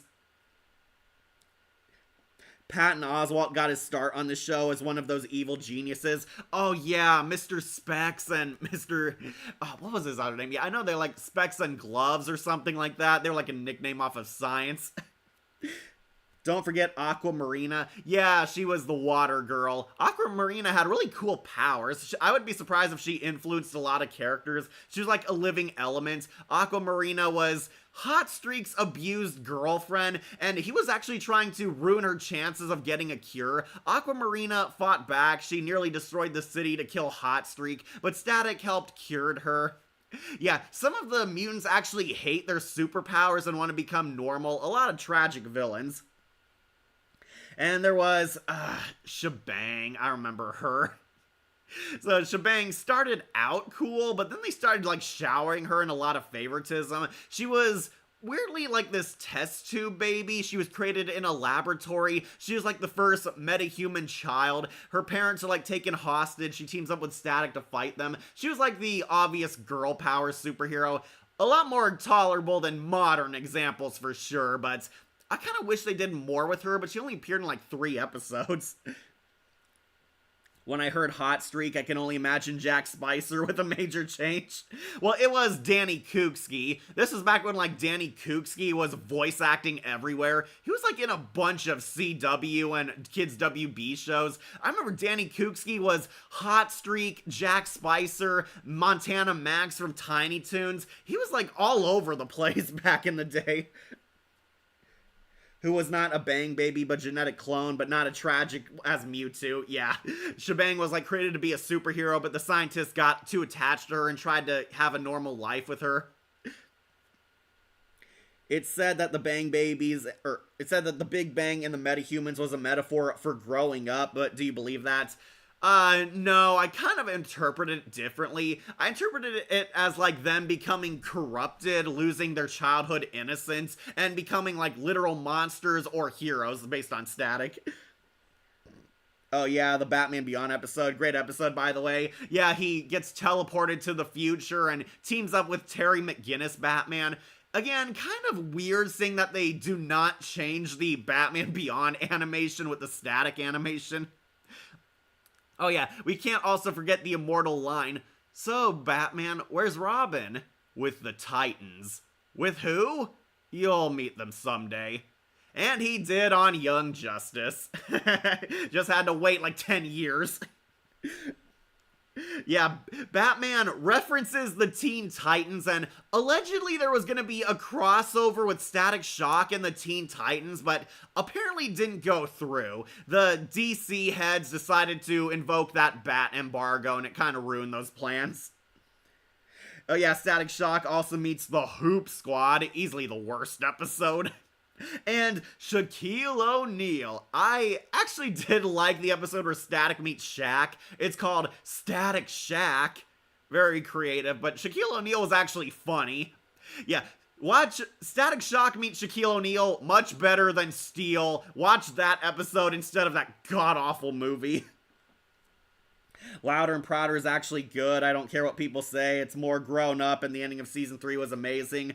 I didn't make it that far because I quit after Slaves Built My Country, BS. Don't forget Richardson also voiced Bulkhead, and 2004 Joker. Yeah, he was good. Yeah, I loved him as the Batman's Joker. He was really crazy as that. The hero's name is Anansi. Okay, thank you. Anansi. My mistake. I'm sorry, I haven't watched that episode in years, okay? This series also had Static's secret revealed, with one about a retired hero named Soul Power. I remember him. If you're curious, Soul Power was supposed to be Black Lightning, but they apparently had issues with copyright. Yeah, even the DC universe has copyright issues. They were supposed to have Static team up with Black Lightning, and this retired superhero with electric powers was supposed to be Black Lightning, but they couldn't get the rights to him, so they changed it to an OC, Soul Power, and his sidekick Sparky. Sparky very clearly resembles Black Lightning, a little bit of Black Vulcan too from the Super Friends, if you remember that show. But yeah, it was almost a crossover with Static and Black Lightning. Ironically, both were Dwayne McDuffie's works, but yeah. I remember Static Shack was promoted a lot by Kids WB. I remember too, that was like my introduction to Shaquille O'Neal. I was very fortunate to dodge the stupid Steel movie. Okay, so yeah, a lot of fun episodes. I know you guys love the racism episode, where it actually tackles racism maturely. Richie's dad is a racist. He does not like colored people. And they actually explain to you why he's racist. They go the extra mile instead of saying racism is bad. No, Richie's dad is like a very conservative guy. He sees black people as basically gangsters, as poor people ruining hard workers' lives like him, sees them as like basically douchey ghetto punks who want free handouts that are destroying the city and don't want to face any consequences for their actions. You actually kind of understand why he's racist. The problem is, it made him very racist. Yeah, he doesn't trust Virgil. He's like yelling at his wife that, why is one of them in my house? I have to see them every day. And Static and Richie actually have a friendship fallout over this. Richie is actually ashamed and embarrassed because his dad is a racist. He never invited Virgil to his house for the longest time because he didn't want him to meet his dad. Richie actually lashes out at his dad, calls him out. This is all your fault, Dad. You and your stupid racism. Child-friendly writing, people. But yeah, Richie runs away from home and they actually redeem the racist dad. And this is why the episode is good. It calls him out on being a racist and shames him for it, but it doesn't tell you that you can't redeem or do better. The racist dad actually works with Mr. Hawkins, and Mr. Hawkins does his Martin Luther King act around him, telling him that you should see more in people than the color of their skin, how he never judged Richie based on his skin color, and the dads actually kind of work together. He starts to learn more. The dad does show some racist sides, but starts to understand, starts shutting up, eating his words, realizes that, yeah, being racist is bad, that there are good black people out there. Mr. Hawkins is actually very noble, well-educated, and risking his life to help his son even after what he did. And Static Shock, of course, black superhero, saves the day. And this is why the racism episode is good. Richie's dad changes his ways and is welcome back. He's not welcome back instantly, but he starts to change over the course of the series. He realizes that he was wrong, that he loves his son, that he shouldn't treat others differently. He apologizes to Virgil, apologizes to his son, and starts making amends. And there actually is continuity in this arc. We see Richie's dad actually showing up at a lot of events with black people, for Mr. Hawkins, for Virgil when he's giving a speech, for like a funeral. He actually did overcome his racist ways, and the show shows you that these people can be redeemed, that you shouldn't ostracize them back because all you do is encourage more racism. And that's why it is like one of the best episodes of the series. Maybe one day you can do a ranked video of Static Shock. Yeah, possibly the episodes. I think that's more engaging than characters. It's funny you mentioned because in Harvey Birdman, Phil Lamar voiced Black Lightning. I think that was Black Vulcan, who was basically Black Lightning, but that's how they got around the copyright. What about Scooby-Doo and Crypto 2 or Scooby-Doo and Batman the Brave and the Bold? Static did not appear in those. I know, it's kind of sad. Static Shock has tragically faded away into obscurity, but this is like one of DC's best shows. It deserves a lot more attention. The show also did a special episodes like bullying. Yeah, Richard Horvitz was in that after Power Rangers. And dyslexia. Rubber Band Man couldn't read. He learned how to read. Frozen Out, one of the fan favorite episodes of the show, talks about homelessness. Shows Frozen. Hynden Walsh plays like this homeless girl with ice powers. I got a lot of requests to review that. I was going to, but then Shady Do-Rags kind of beat me to it, and I didn't want to rehash or talk about a topic at the exact same time as someone else. There's a rumor that Richie was gay. Yeah, I went in rewatching it knowing that rumor, but honestly I don't see it. Richie is based off of Virgil's gay best friend. It's hinted at, but he also shows like romantic interest in females. I think Richie was kind of remade bisexual for the show, since we do see him like flirt with girls, give Virgil advice, plays wingman, and hint that he is attracted to both genders. The final episode felt like a cliffhanger. Yeah, I was about to get to that. Okay, so last episode I'll talk about in depth is The finale. The finale actually takes a really dramatic turn.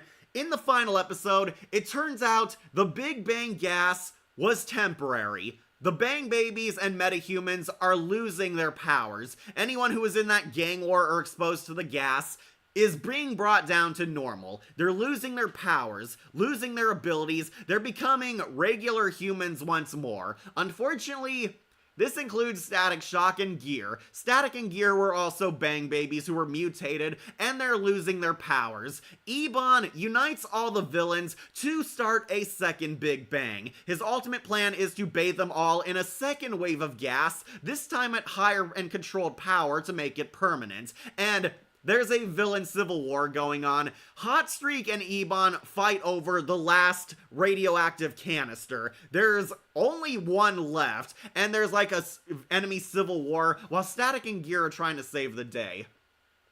Now, it is pretty interesting. We see some of the iconic villains become regular humans. We get, like, face reveals of what they looked like. Talon actually turns good after losing her powers. Ferret becomes a normal-looking Seth Green dude. They're basically losing their powers, and it's a gang war over this final canister. So, it actually takes a really dark turn where Ebon and Hotstreak get too much radiation and turn into, like, a Power Ranger monster. They fuse together as this hideous half-fire, half-shadow abomination and turn into a kaiju about to destroy the city. They, like, lose their minds, lose their personas. They are completely unhinged and going on a rampage. Thankfully, Static and Gear also get hit by the gas.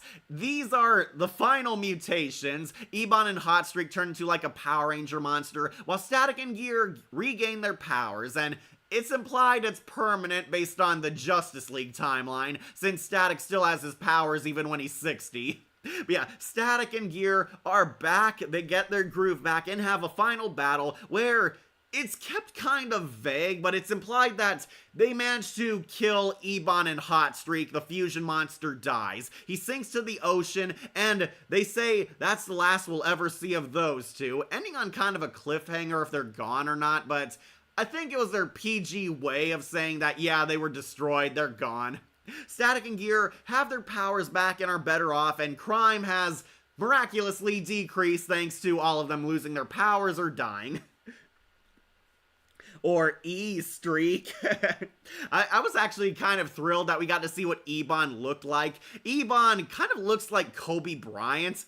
Yeah, it was kind of weird. Like, where's Ebon? I am Ebon. We see him like without his Shadow Man guys, and he kind of looks like your average gangster, though he kind of reminded me of Kobe Bryant for some reason. Back when Kobe Bryant had the wave hair. Can you imagine if Shannon knew that Static was her brother? Yet tragically, she's the only one who doesn't find out. Virgil's dad found out. It's implied his whole family knows in the future because Static's still a superhero, but yeah. We also get to see adult Static, and by adult, I mean he's like 60 years old and still a kick-ass superhero. Like, last time I saw you, you could barely reach the height meter. Well, you know what they say, 65 is the new 30. Yeah, he's still kicking ass even an old man, and I assume that people can live longer in the future because Bruce and Static are both in their senior years and they still are spry and walking around and living. But yeah, Static Shock is still fighting in his 65 years, which honestly pretty inspirational. I love you, Static. You're still kick-ass even as an old dude. I thought the Big Bang was a gas, not radiation. Well, it's kind of like radioactive gas. That's the whole thing, why they become metahumans.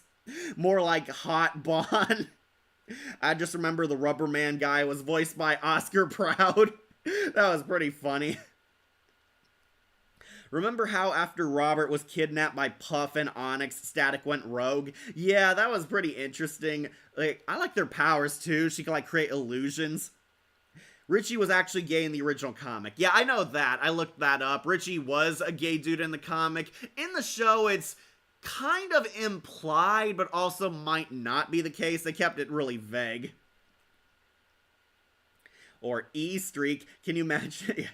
NPH was in an episode. That doesn't surprise me. I remember Little Romeo was also in an episode, and yeah, it's like one of the worst episodes according to fans. I didn't think it was too bad, but yeah, they shower Little Romeo in a ton of praise and attention. If you don't know why, it's because Little Romeo sang the theme song for Static Shock. I remember one episode I liked, Linked. There are a lot of episodes I like. I like the racism one like everyone else. I like Frozen Out. That was like the most tragic and emotional episode of the series. I thought the finale was fine. I love Gear's debut episode where Richie actually saves Static Shock for a change and see all his cool gizmos and him fighting the metahumans. Let's not forget the guest stars, like, yeah, Neil Patrick Harris. He played kind of a fictional version of himself called Replay. Shaq, Shaft, and the NSYNC guys, and the Hoop Squad.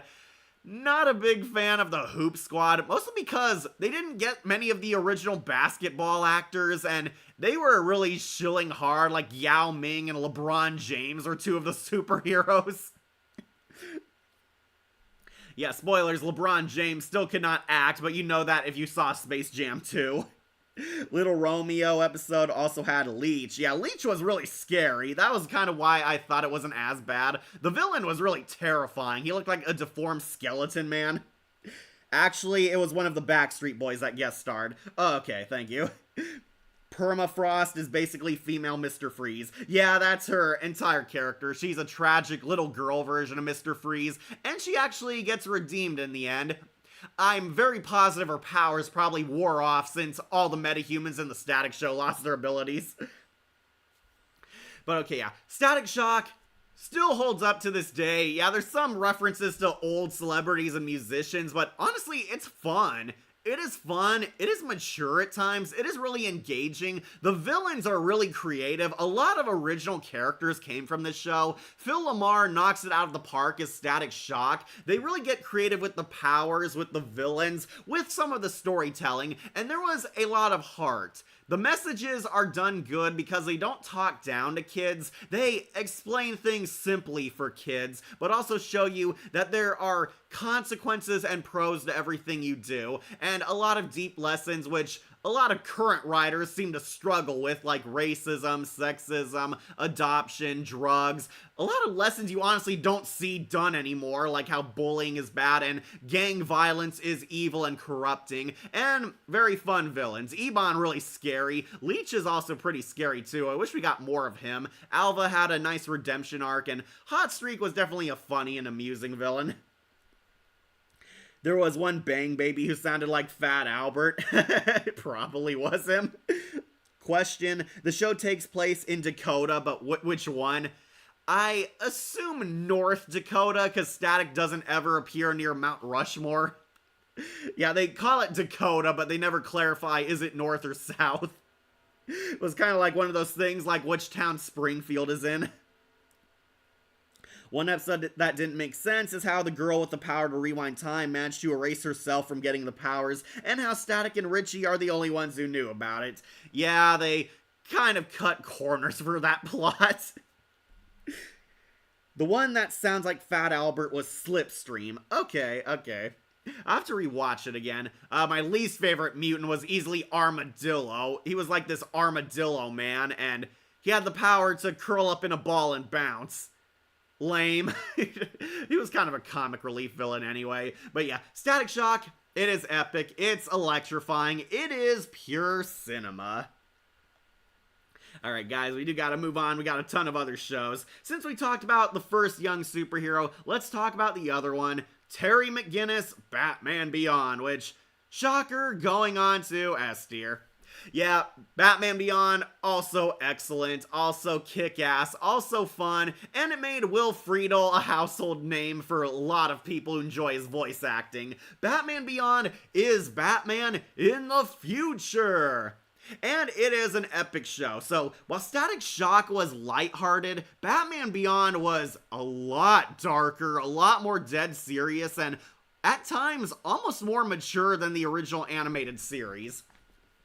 So, this takes place in the not-too-distant future, where Bruce Wayne has finally reached his limits. We finally get an answer to the question, how long is Bruce Wayne gonna be Batman? And we find out, yeah, he couldn't keep it up much longer. Bruce Wayne got too old to be Batman. He's not in good health. He's suffering a lot of scars. We get explanation for what kind of injuries he suffered later. But Bruce is not in good shape. He's facing his own mortality. He can't be Batman anymore. And as a result, Gotham, now redubbed Neo Gotham, a high-tech future Coruscant-style city, has gone to complete hell. Gotham is a shithole ghetto once more, and Bruce has isolated himself, feeling depressed and angsting in Wayne Manor for the rest of his final days. Bruce has given up all hope on saving Gotham, and Gotham is a shithole ghetto once more, but with future criminals. That is until one day where a new hope rises. In comes Terry McGinnis, a street punk bad boy with a heart of gold. Terry is a former juvenile delinquent who is trying to find his own identity, find his place in life. Terry at first started out as a bad kid, but has become much nicer. He's like living with his dad at first, his parents are divorced. Terry has a lot of problems to call his own, but he has a good heart, a conscience, a scent of passion and concern for people. Terry wants to be a hero in a place that is unwelcoming towards heroes. Terry wanders upon Wayne Manor while being chased by the Jokers, a gang inspired by the Clown Prince of Crime, and he stumbles upon Bruce Wayne and the Batcave, where he becomes Batman Beyond. He becomes Bruce's new protege and carrying on the Batman legacy. Bruce, for the entire first season, is kind of uncertain about doing this, but eventually welcomes Terry to his world. Bruce sees that Terry wants to bring justice. Terry's dad ends up killed because Terry accidentally steals some information from Max Powers, the corrupt CEO running Powers Wayne Industries. Terry loses his dad and has to live with his mom now. He wants vengeance and justice because the guy basically got away with it. We find out it's Max Powers and Mr. Sulu, George Takei, his right-hand man. They killed Terry's dad, stole a disc because this disc contains vital intel. They're selling terrorist weapons using Wayne Powers Enterprises. Max Powers bought out Wayne Industries, and Bruce realizes that Terry is right. They're corrupting everything, they're making life worse, and this is very much the step too far. He's getting back in the saddle, old age or not, where Terry becomes his protege. He's at first against it. Terry actually steals the bat suit. Wayne almost uses it against him, leaves him for dead by activating the failsafe. But no, he and Bruce work together, foil Max Powers' scheme. Mr. Fix ends up dying horribly, but Max Powers becomes Blight. Basically, the Dr. Phosphorus of Batman Beyond. Max was a cool character, yeah. Yeah, Blight was really awesome.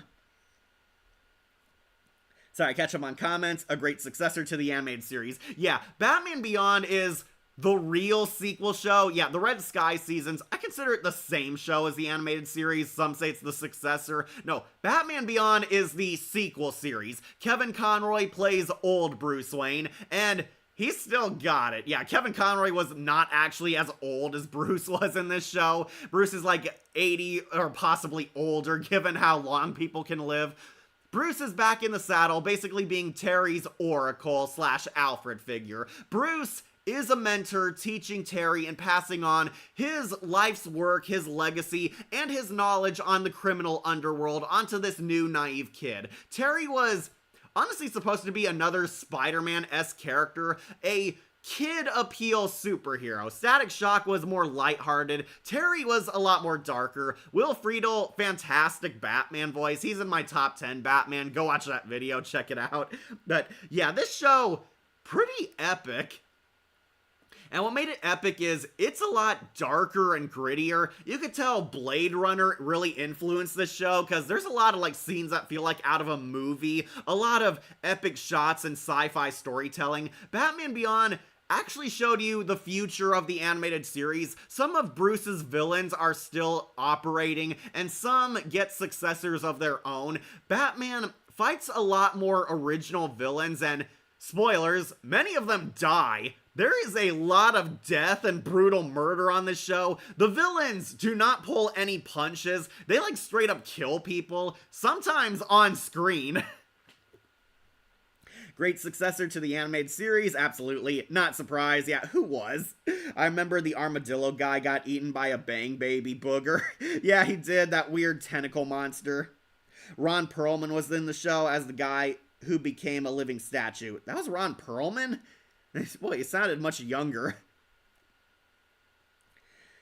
I never knew Will Friedle voiced him, but upon hearing him again, he sounds like a serious Ron Stoppable, or, you know, Bumblebee from Transformers Prime, or Lion-O from the anime Thundercats.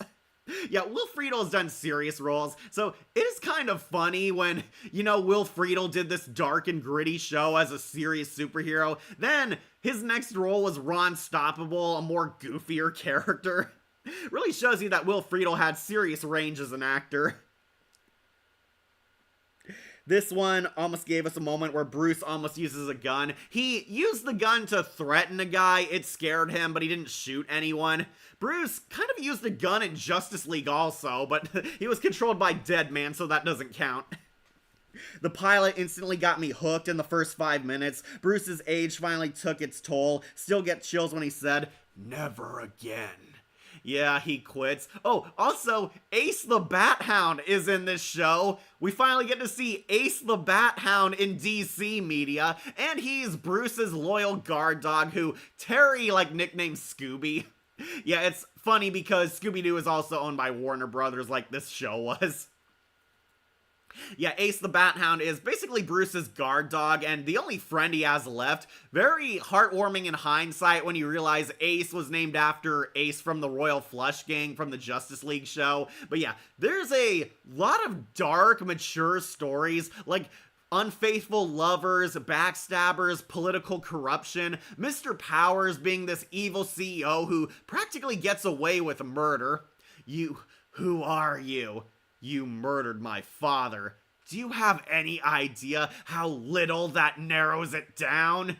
Yeah, it really tells you a lot about Mr. Powers. Mr. Powers starts out as the arch villain of the first season, then he ends up getting killed and betrayed by his own son. They left it vague if he was dead or alive, but we never see him ever again, so yeah, he's kind of canonly dead.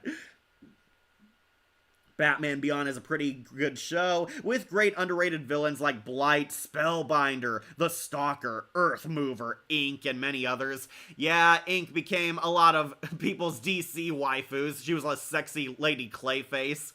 Though the Dee twins were also very popular, voiced by Sabrina the Teenage Witch. Yeah, don't worry, Batman Beyond Return of the Joker also on here. Not sure why, I think they included both cuts, the PG cut and the R-rated cut. Fun fact, Bill Fagerback appeared in an episode. Was he big time? I thought he was Terry's ex-best friend from Juvie, the big time. He turns like this corrupt evil Hulk character. Might have been Clancy Brown though. Yeah, there were a lot of creepy villains. Earthmover scarred people for life. He was like drenched in toxic waste and fell to the earth where he got molded with it, and he's like this creepy plant skeleton. That thing was nightmare-inducing and still looks creepy to this very day.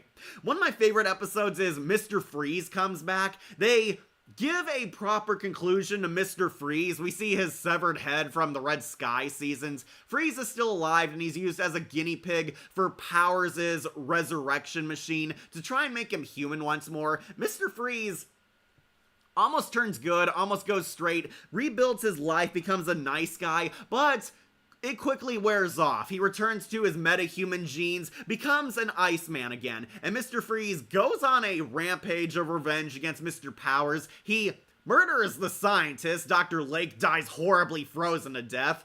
Something we did not see on the classic animated series. She dies, he gets that kick-ass iron suit. Max Powers pretty much becomes Blight from this point on. He's almost killed too, but his fire powers save him, and Mr. Freeze has a tragic downfall. He tries to kill Gotham and himself, but he's foiled by Max Powers and Batman. They have a three-way fight. They shoot Mr. Powers out. The place is coming down, and Mr. Freeze chooses to die. He's given up on life, and Batman actually tries to save him after everything. Mr. Freeze's story ends in complete tragedy. Freeze, the place is coming down. We gotta move. Leave me.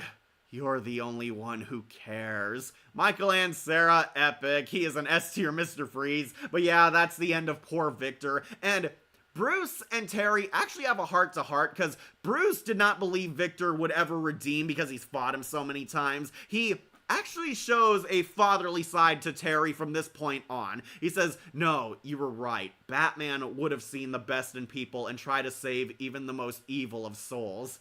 Don't mistrust your own instincts, Terry. And he and Bruce actually slowly bond over the course of the series. Bruce is very much stern and closed off in the first season. He slowly but surely opens up, like when Terry fell in love with 10 of the Royal Flush Gang and actually tells him, let me tell you about a woman named Selina Kyle, showing that Bruce is slowly letting him into the Bat family. It has some cool toys, including the Batlink toy that also had a Robin. That's weird, because Terry never got a Robin. If I remember this correctly, this show also gave the prototype pilot for Zeta.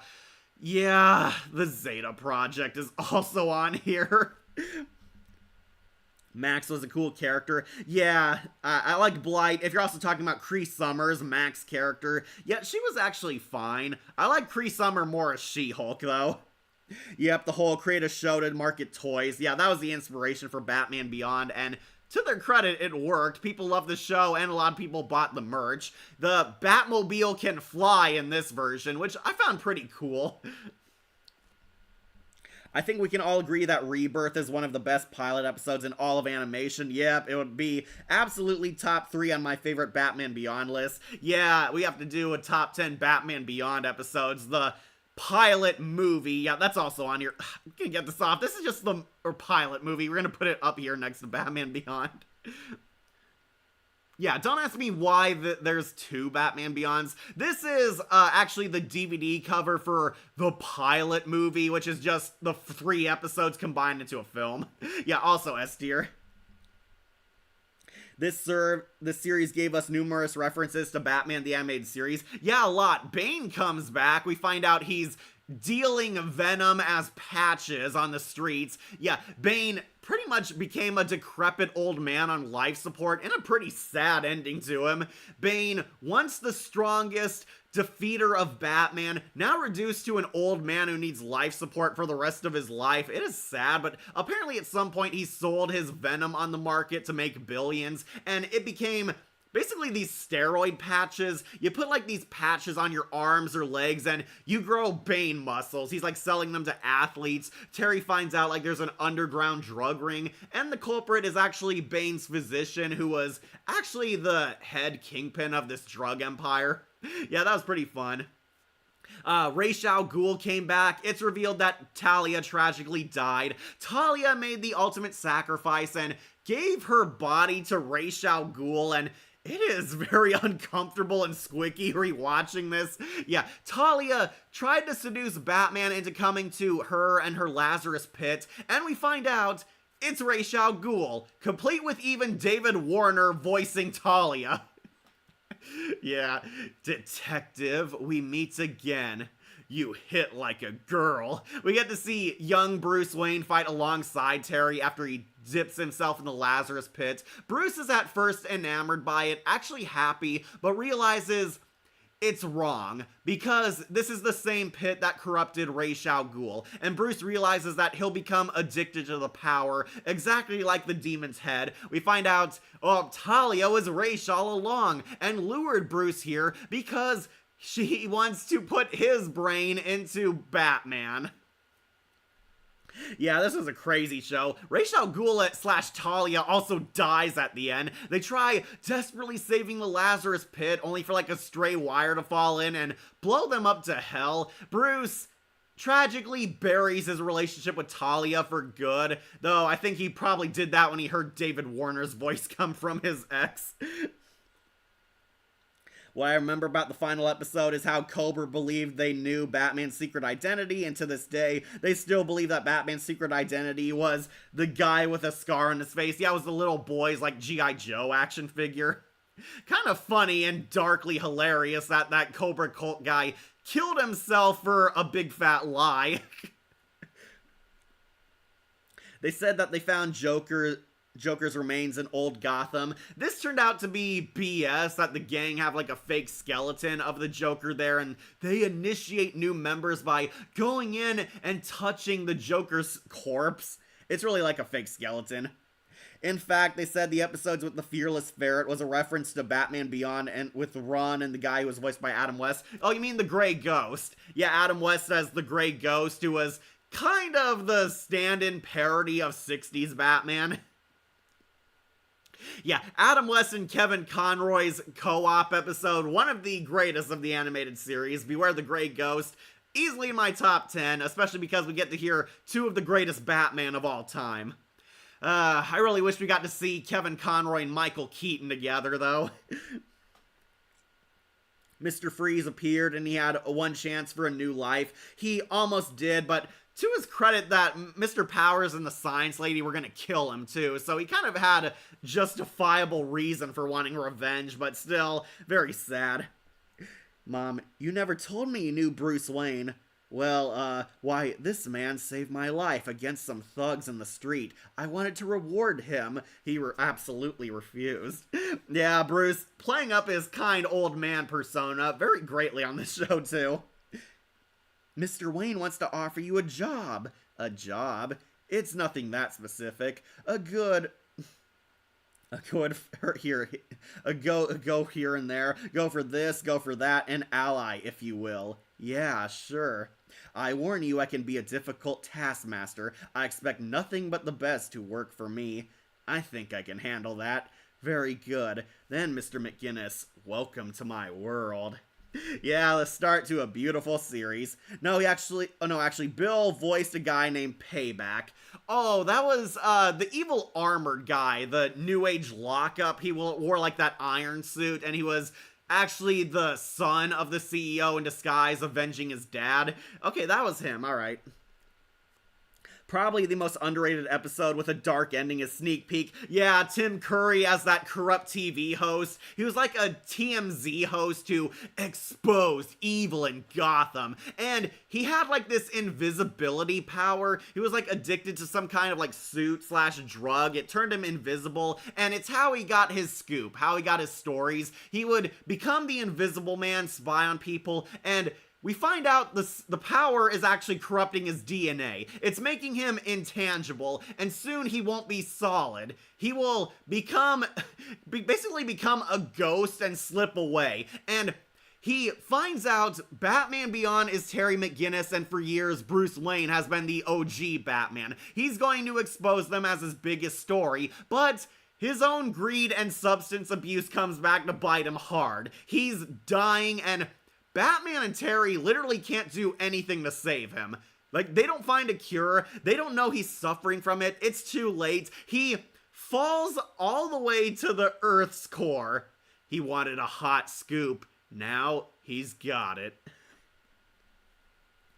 Yeah, he loves to get sick gossip scoops and knows who Terry is. He almost snitches who Batman is. Even OG Batman, like, broke into the Batcave with a camera. But the secret died with him, kind of like the Superman show. He was going to expose Terry as Batman, but death by secret identity and plot convenience, he slips into the Earth's core, and he's gonna stay there until he dies. That is, if he can die, because his DNA is now messed up. Of course, we know the true ending was the Justice League episode Epilogue. Yeah, I know what you're talking about. Epilogue was great. How Terry was Bruce's son, not his clone, and gave us a return of Andrea Beaumont. Yeah, the Phantasm was gonna kill the McGinnis parents in a dark alley, but she relented. And conveniently, Terry still ended up becoming Batman anyway. Bruce took matters into his own hands, and the tech for Sneak Peek makes him permanently transparent, and he slowly sunk into the earth.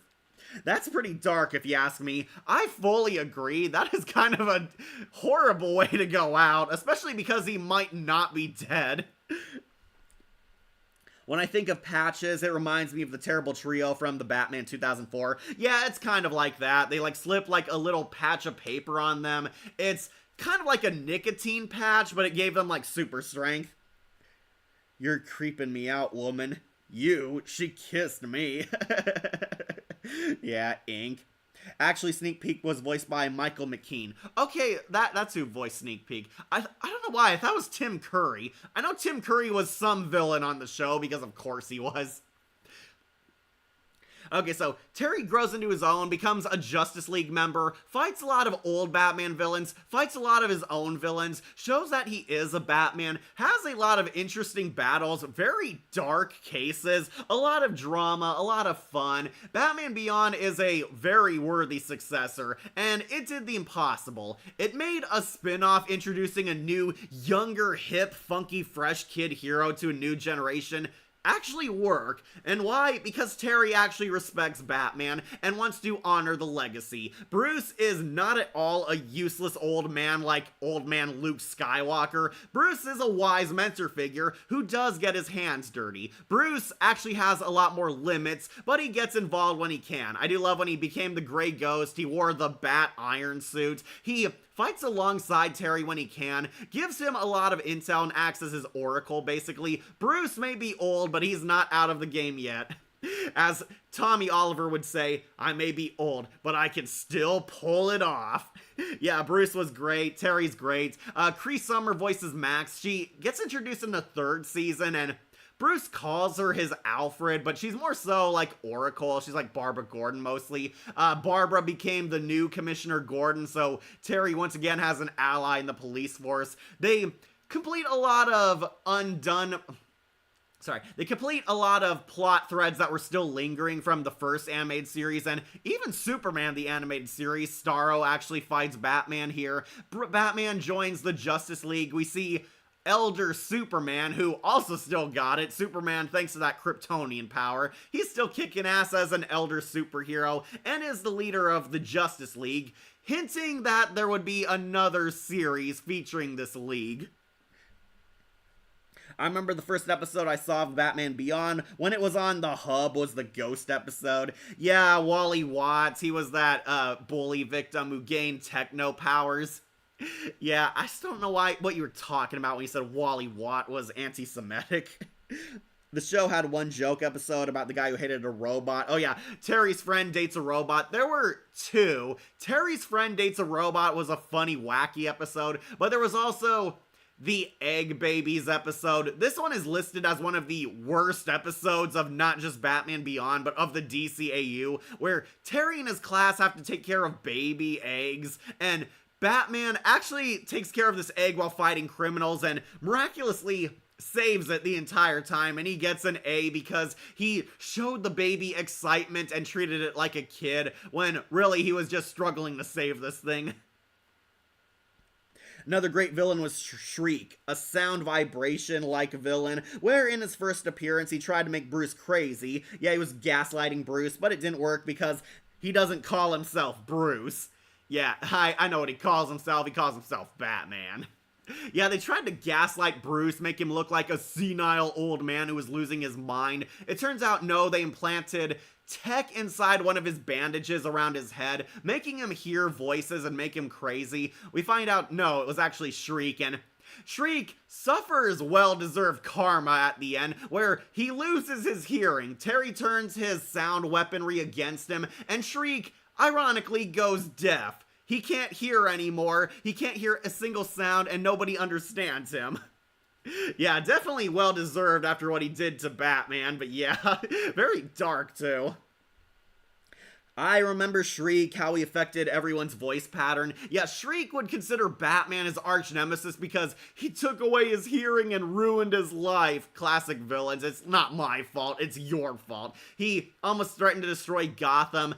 Terry actually shows he's a smart Batman, like uncovers the tuning fork building.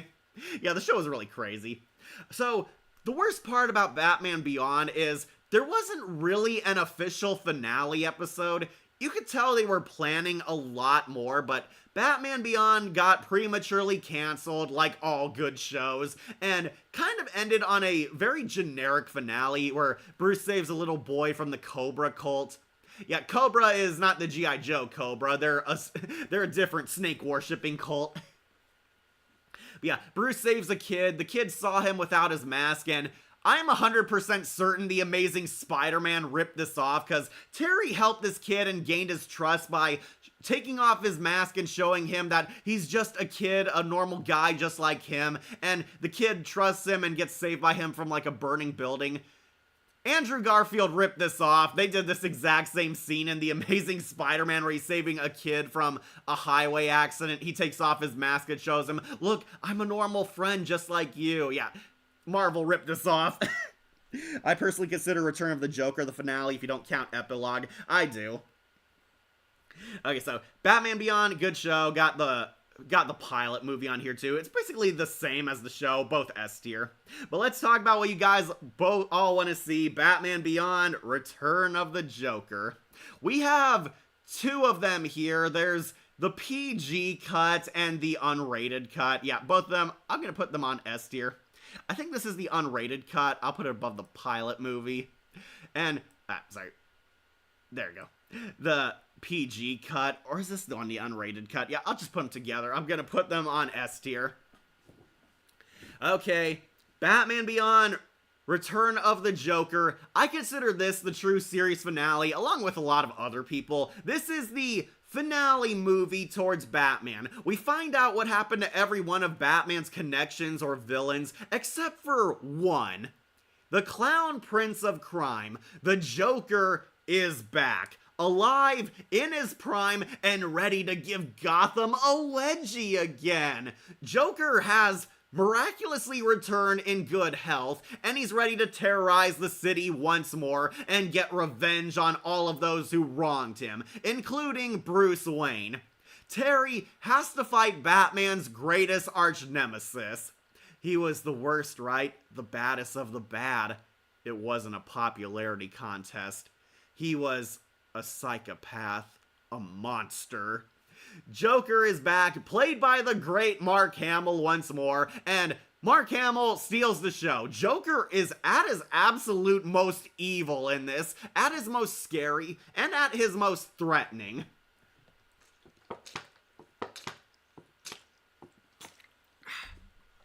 Sorry, getting some water.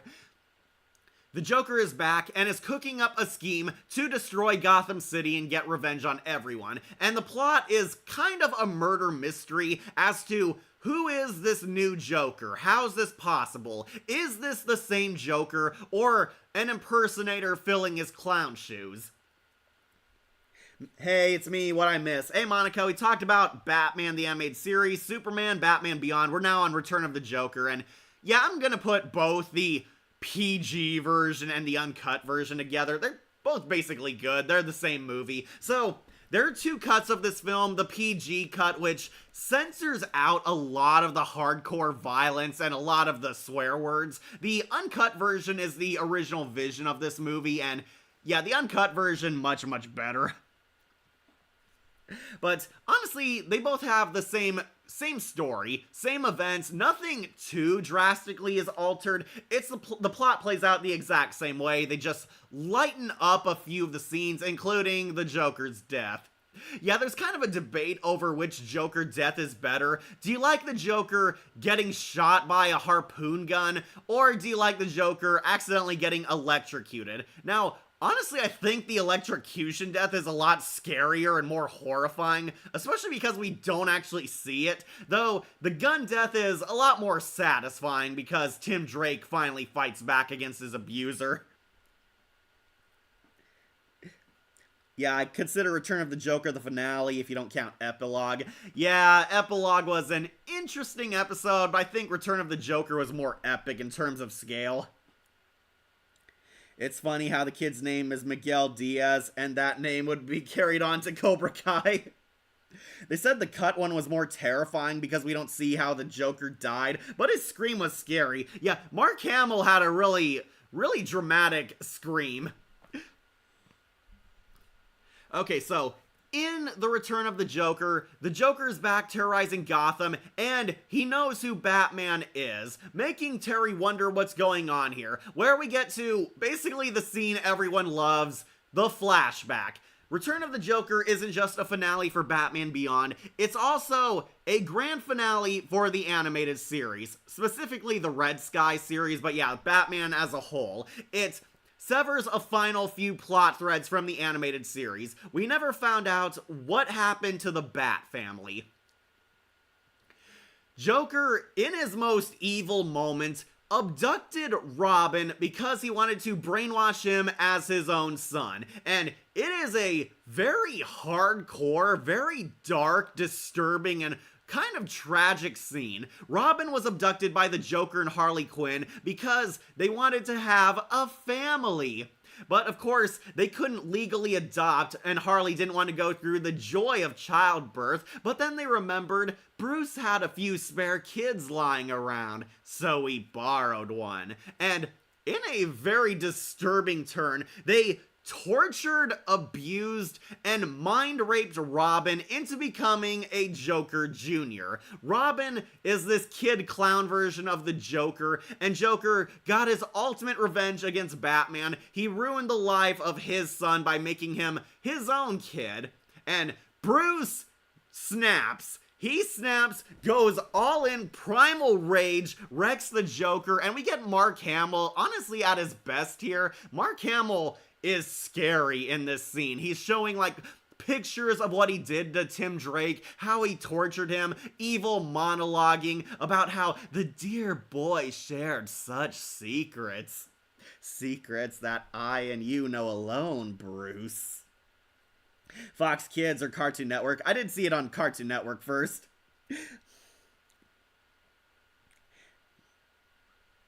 Yeah, I thought his electrocution death was honestly scarier because you don't see it and it sounded painful. The best part is the Return of the Joker can be watched for free on YouTube. Yeah, go check it out. Are we talking about the Joker with the two deaths? The one where he was shot and the one where he was hung and electrocuted? Yeah, I thought the electrocution one was much creepier. Yeah, ironic, the censored version uses the electric death because it happens off screen. We don't actually see it, but the implications are enough to give you nightmares. This one made the Joker more creepier than the new Batman adventures ever did. Felt like a combo of both Jokers. Yeah, they actually have a clever reference. They show the Joker in shadows and he looks like his infamous design with the weird Animaniacs eyes until he steps out and we see his Justice League redesign, which looks much, much better. Easily my favorite design for him. Yeah, Bonk also dies. Bonk, I want out if you insist. He, like, points a gun at him. Hey, take it easy. I was joking. So was I. He has like his bang gun flag out there. Everyone.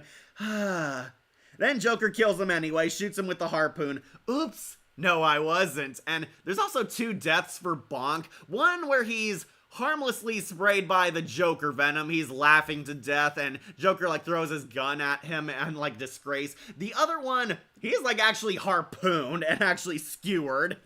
It's kind of dark too, but he ends up dead in both anyway, but I guess with the laughing gas one, it's implied he died off screen. But I know you all love the Joker's villain monologue. He tortured Tim Drake. He's showing him the home family videos to Batman, how he broke Tim Drake's mind. If you don't know, this was actually the DCAU's version of doing Jason Todd. In the comics, Jason Todd died. He was beaten and blown up by the Joker, and Tim Drake was kind of a hybrid character of Tim and Jason Todd. They wanted to do the story where the Joker ruined Robin's life, and this was kind of their answer. Tim Drake was tortured, abused, and became a clown kid, and Batman and Batgirl have their ultimate final fight with the Joker and Harley Quinn. Harley Quinn seemingly dies. Batgirl tried to save her, but she falls down an abyss to her death.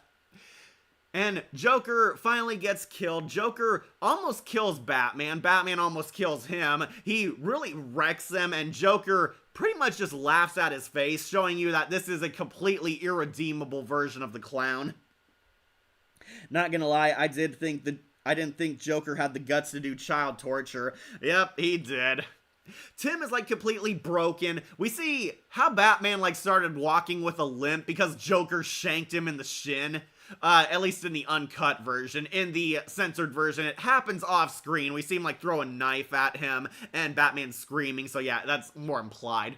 But Batman gets wrecked by the Joker, and he plans to have the ultimate punchline, having your once loving son be the one to pull the trigger, deliver the punchline. And Tim Drake actually struggles briefly. He takes the harpoon gun, is about to shoot Batman, but completely breaks the brainwashing and turns against the Joker. There are 2 deaths. One, he pushes the Joker into like a medical device. He's like drenched in liquid, standing on like electric cables. He like slips, hangs himself, and gets electrocuted, going out kind of horribly, and this is supposed to be the lighthearted death. The other, he just point blank shoots the Joker. He like shoots him instead of Batman with the harpoon gun. That's not funny. That's not... He keels over dead. Honestly, Arkham City's death was a little better, but pretty satisfying. The Joker dies, but he finally got the last laugh. He broke the Bat family. Tim Drake is a complete mess. Batman and Batgirl...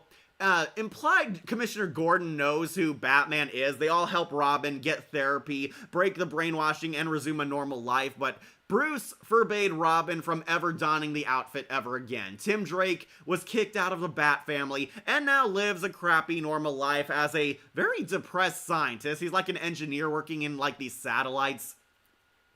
Little do we know this is foreshadowing. So basically, we find out why the Joker is a serious threat, and Terry actually does some pretty good detective work. We see Terry actually solving the case without Bruce, and this is why Terry is an underrated Batman. He does detective work, solves his own cases, fights his own battles, and shows that he can hold his own without Bruce mentoring him. Bruce is out of commission for a while. He's almost killed by Joker Venom. Terry ends up saving him. Batman puts the pieces together, and we find out the truth. The Joker is Tim Drake. The Joker is back because this is the Joker Jr. all grown up. Yeah, the brainwashing was not fully broken. Joker planted like this microchip into his brain to keep the brainwashing from ever fully erasing. Tim Drake is a were-Joker. Yeah, it's kind of weird, but kind of like the Arkham Knight, the Joker infected victims. This is the story that inspired that. Tim Drake is still the Joker. He still has the Joker Jr. programming, and it's weirdly explained. The uncensored cut explains it a bit more, but he implanted like a mind device into him, and it has a piece of like the Joker's DNA and soul to keep him alive. It's kind of weird, but it's DC. But yeah, Tim Drake is the new Joker, and he's getting his revenge on Bruce. He wants to destroy the city, destroy Gotham, and become the Clown Prince of Crime for a new generation.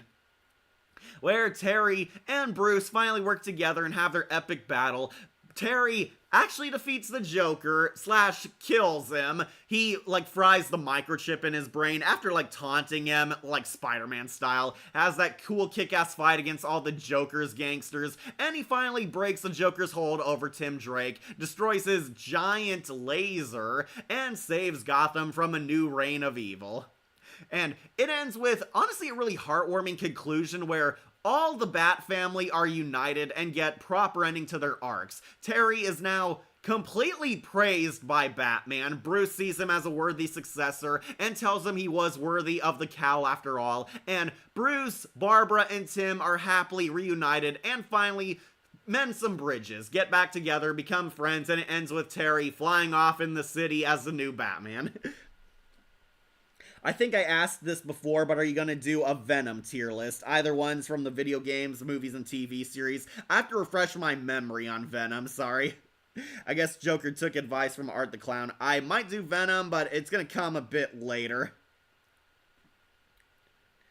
Yeah, Joker tortured a child in this. If memory serves, in the uncut version, old Harley Quinn wore a color similar to her Harley Quinn color. Yeah, the uncut version made it a lot more clear. I don't know why they changed it in the censored version, but the grandma doesn't wear Harley Quinn's color. She like wears blue or something.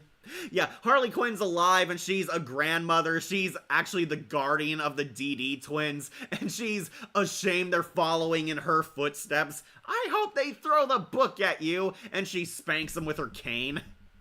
I'm sure a lot of the DD fans love that scene. I think this was the last time we heard Dean Stockwell perform before he retired. Yeah, Dean Stockwell is Elder Tim Drake, and honestly, he did a really cool job. He's like a more shell-shocked, traumatized version of Robin. It was actually pretty interesting. Though if you ask me, I think they should have got Lauren Lester to voice older Tim Drake. It would have been a fun casting gag. Joker, what are you doing? Fighting dirty. The real Batman would never. Oh, told you didn't know me.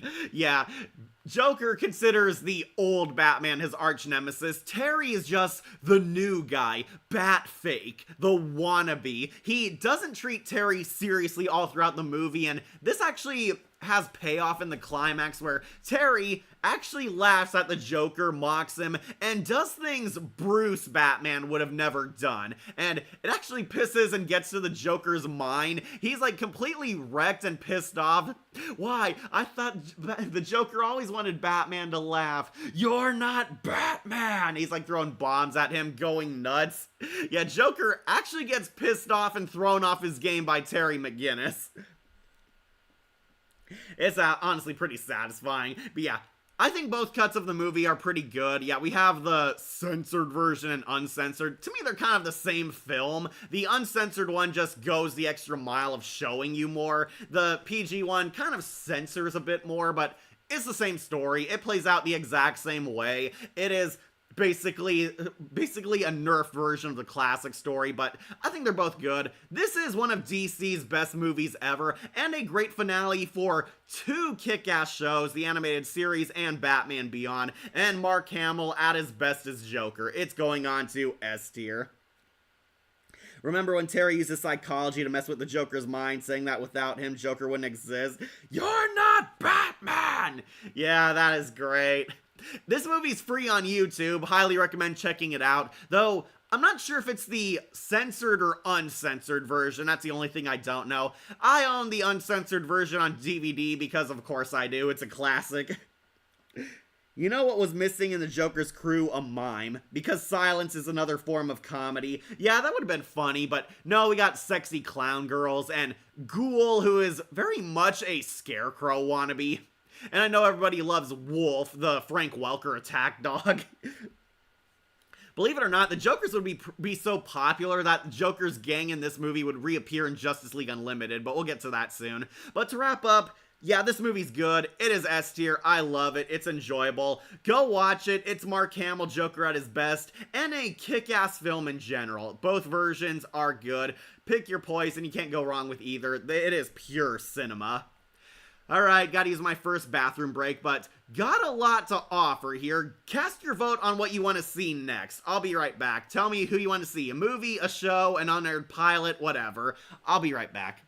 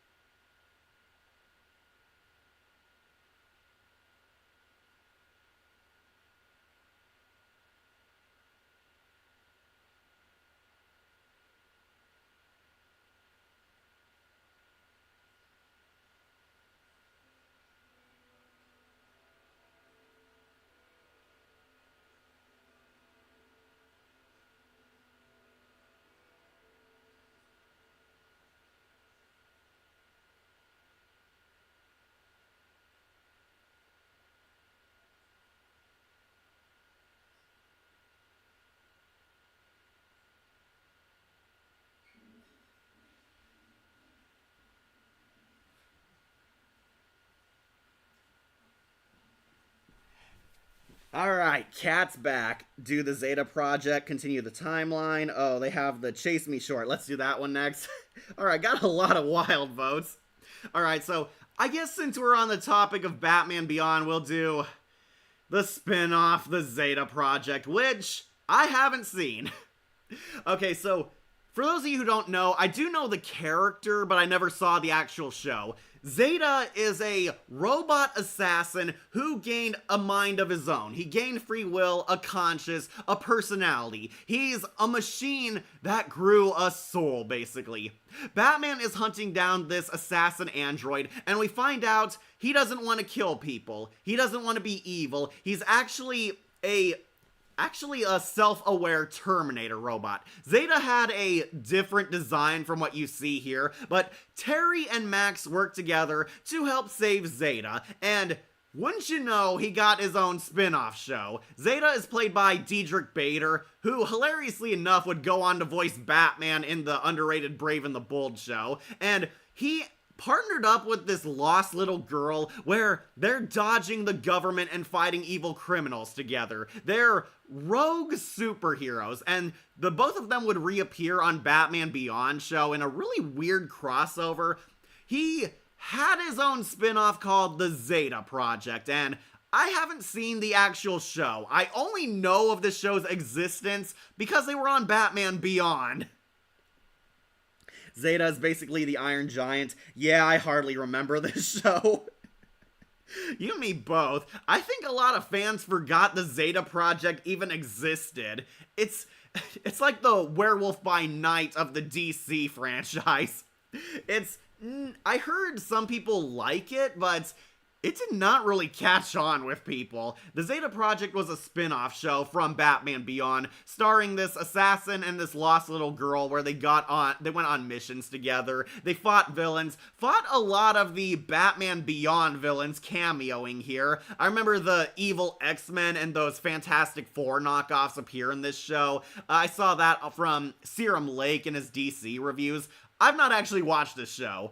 I have never been in a rush to see this show. I've been watching a lot of shows I actually like, and Zeta Project I never heard of. I never hear anyone praise it, say it's good, bad, or even meh. It's a show that exists, and I kind of forget it even is a part of the DCAU. I have not seen it, and still haven't seen it to this very day.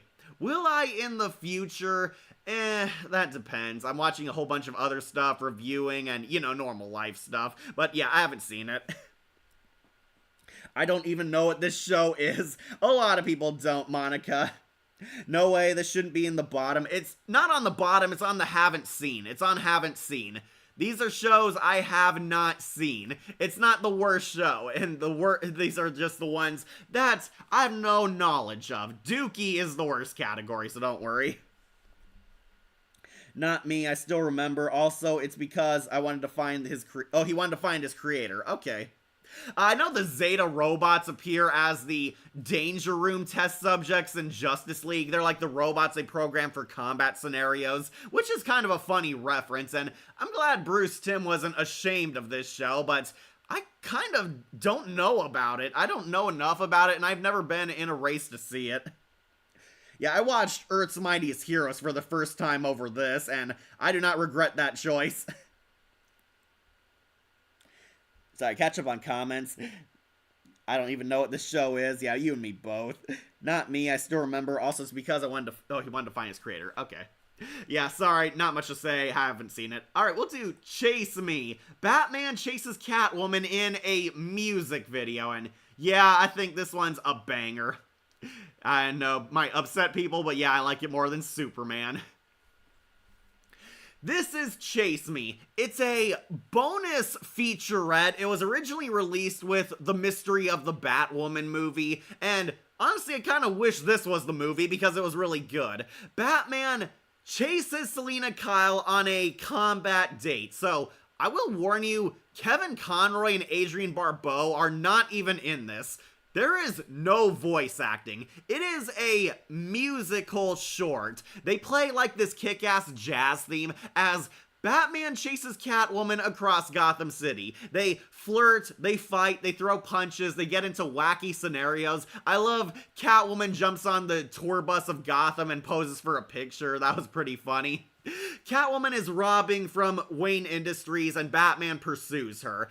And that is pretty much what happens for the next 15 minutes. It is like one of the shorts, like the DC showcases, and honestly, I really like it. It really tells you a lot about the story and the relationship between Bruce and Selena through basically the visuals, the body language, the reactions, the animation, and it is a very hilarious normal day in the life of Batman and Catwoman episode. It's kind of their combat date. Like Bruce and Selena do fall for each other and they have a kiss at the end, but Bruce actually does arrest Selena, which is kind of darkly funny. Yeah, after all these years, Bruce finally gets back at Selena. He corners her at like a zoo, and Selena turns over what she stole, tries to flirt with her way out with Batman. Batman passionately kisses her, they romance together, then he leaves her handcuffed to the fence and lets the police arrest her. Yeah, Bruce finally got even with Catwoman for once. Selena did not escape at the end, and this short was made because it's implied this was the last time Bruce and Selena saw each other, and Catwoman's last official appearance in the DCAU. Yeah, this surprised me with how different it is. It's basically a silent film musical, but it's honestly a fun time. Yeah, that's basically the gist of it. It's fun. It's basically showing you the Batman Catwoman romance and drama all in a 15-minute musical adventure, and it is fun. I do have a copy of this. It came with my Halle Berry Catwoman DVD. Yeah, I know, I should be ashamed, but what can I say? I wanted a Blu-ray copy of Chase Me because it's just that good. Yeah, if there's anything good that came from Halle Berry's Catwoman movie, Chase Me is a special feature also on its Blu-ray and DVD. So, yeah, watch it for the short. Chase Me is excellent. It's a banger. This is just a flirty, kinky chase video, nothing more. Yeah, that's about it. The show did have an idea for a season 3 where the girl who was with Zeta would be a robot like him. That is kind of weird. Yeah, Chase Me, it's a banger. Speaking of which, I'm also going to get The Dark Knight's First Night out of the way. I haven't seen this. This is allegedly the original pilot for Batman the Animated Series. This was also released as like a special feature on the animated series DVD box set. I actually never saw this. Yeah, I know I probably should have, but it's like another 10-minute short showing you the original style Bruce Timm and Paul Dini were going for before they changed it to what would become the show. Yeah, I haven't seen The Dark Knight's First Night. Sorry. I haven't seen this. I believe it's for free on YouTube. It and Chase Me are like the only ones free on YouTube right now. But yeah, haven't seen it. Also, this is the unused Batman Beyond pilot. This is not actually connected to Terry McGinnis's Batman Beyond. This was the original planned pilot. I haven't watched it either. Yeah, sorry, there are some unaired pilots on here that the public hasn't really seen yet. It's available online, but I never saw the original Batman Beyond short. Speaking of which, I know it might upset some people, but I'm also going to dump Lobo onto here. Yeah, did you know that Lobo from the DCAU had a web series? It was a short-lived series, but I never watched it. Honestly, I did not like Lobo at first in Superman. He was much better in Justice League, but I never got to see this web show. Lobo from the DCAU had a short web show that used to be available on thebatman.com. Yeah, remember when that was a thing? They used to air Lobo and Gotham Girls. I have seen Gotham Girls, so we'll talk about that one next. Do the first Batman movie, Mask of the Phantasm. Now the unaired Batman Beyond pilot, I didn't know. Yeah, there was apparently an unaired Batman Beyond pilot. This was the original one. You can see older Bruce Wayne is here. I suspect they were going to try to make Bruce like the Legends of the Dark Knight animation, or, you know, the Frank Miller one where old Bruce would be fighting with Terry, but those didn't fall through. And you just like it because you're a simp for Catwoman. Yes, I am. I love Catwoman. I'm a cat person. Hey, Chase Me is actually good. Even putting aside my Catwoman love aside, it is a fun short. It's like only 15 minutes long, but it's a banger. I've heard of the behind the scenes of this, but haven't seen it either. Yeah, me neither, Shadow. Now the unaired Batman Beyond pilot, I didn't know. do the first Mask of the Phantasm. Okay, we'll do it next, unaired. Lobo was voiced by the Grim Reaper himself. Lobo had a series. Yeah, it used to be available on the Batman.com. It was like one of their websites. I believe it's on YouTube right now. I know Gotham Girls is on YouTube, but I haven't seen Lobo. You don't know who Lobo is? I do know who Lobo is. He's the big man, the main man. He's the badass bounty hunter who rides the space motorcycle, kind of like the Randy Savage of the DCAU. I know who Lobo is, but I never saw his cartoon web series. That's why he's on Haven't Seen. Lobo is basically DC Deadpool. Agreed with that. He is very hilarious. I love it when he shows up and stuff. Monica, you mean he was an anti-hero who breaks the fourth wall? He kind of did in a few of the comics. He didn't do that in the animated series because we weren't ready for a fourth wall breaker superhero yet.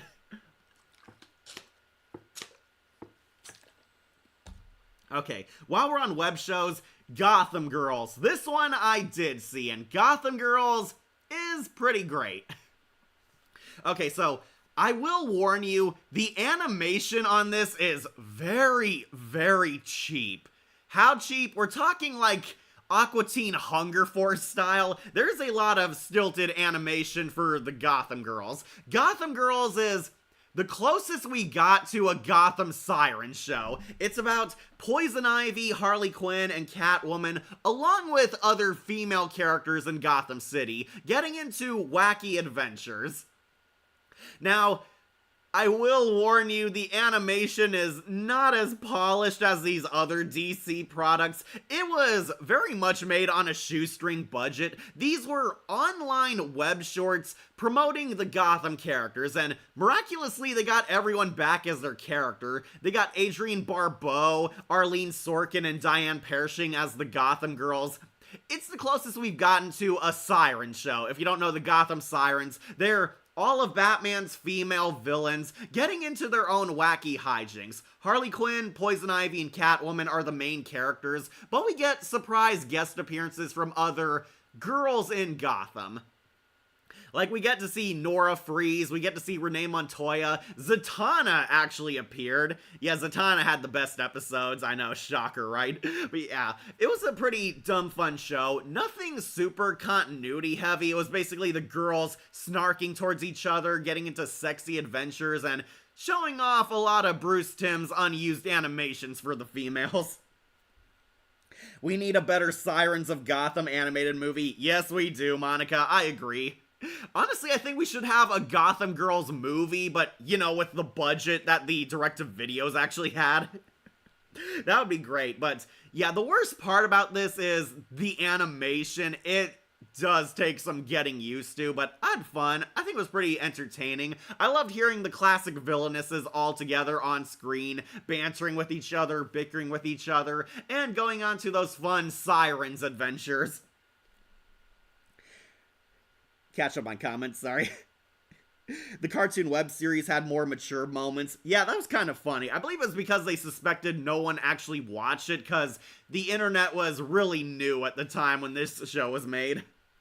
Not surprised it was made for a web series and it was the 90s internet. Yeah, you could tell the animation was not as great as it is now on the web. Not their brightest movie, no. Despite the animation, I like these shorts quite a bit, mainly because they still had their animated series voices. Yeah, and they were actually funny. We need a better Sirens of Gotham animated movie, I do agree. Gotham Girls deserves a comeback movie with the animation that their other movies had, but honestly, it's fun. Just dumb fun adventures, a lot of shorts, a lot of side quests, and we get to see the Sirens all together on screen for the first time in the DCAU. Not perfect, but I'll put it on to great. It was definitely dumb fun. Alright, we're narrowing down this list. Alright, you wanted it, we'll do it. Batman, Mask of the Phantasm. The animated series' first movie, and yeah, unsurprisingly going on to cinema. Controversial, but I do think Return of the Joker is much better. This is the first DCAU movie, Mask of the Phantasm. A new supervillain is in Gotham City known as the Phantasm. He looks like the ghost of Christmas future. This demonic Grim Reaper vigilante is going around killing a bunch of mob bosses, but Batman is getting falsely accused as the killer, where Batman not only has to stop this new villain, but clear his name in the process. And it's basically an insane murder mystery. A lot of new characters come in, a lot of OCs, a lot of obvious red herrings, subtle red herrings, twists and turns, and Batman's first ever girlfriend returns, Andrea Beaumont, seemingly for some mysterious reason. And yeah, big shock, I haven't changed my mind, it's still cinema. This movie is kick-ass. It is much better than Batman and Robin, that's for sure, and showed that the animated series was very deep, mature, and even thematic in this movie. The animated series got a massive budget increase for this, and it really shows. The Phantasm is so creepy, but the Joker also steals the show and somehow outscaries a Grim Reaper character. Didn't this series have one of those click segments? Yeah, I believe Gotham Girls did have a point-and-click game. They should add Joker's crew from Beyond or in the future Batman movies or TV series, or add them in the Arkham games. Yeah, they should have.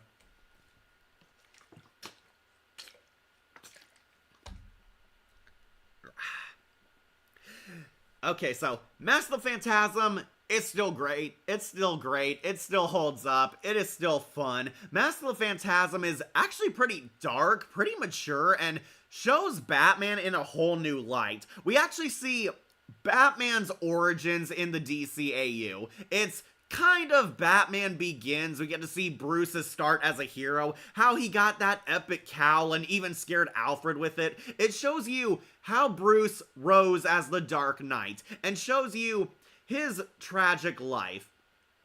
Not only did Bruce lose his parents, but he started suffering a lot in his teenage years and young adulthood. He questioned if he wanted to become the Dark Knight. He found happiness with the girl of his dreams, Andrea Beaumont. Yeah, I know, Selena Kyle is much better, but yeah, Andrea Beaumont, played by Dana Delaney, in a role and performance so good, she would actually become Lois Lane in the Superman show. Yeah, Dana Delaney, great actress, very great voice actress too. She plays the femme fatale Andrea Beaumont, and to their credit, they have a healthy relationship.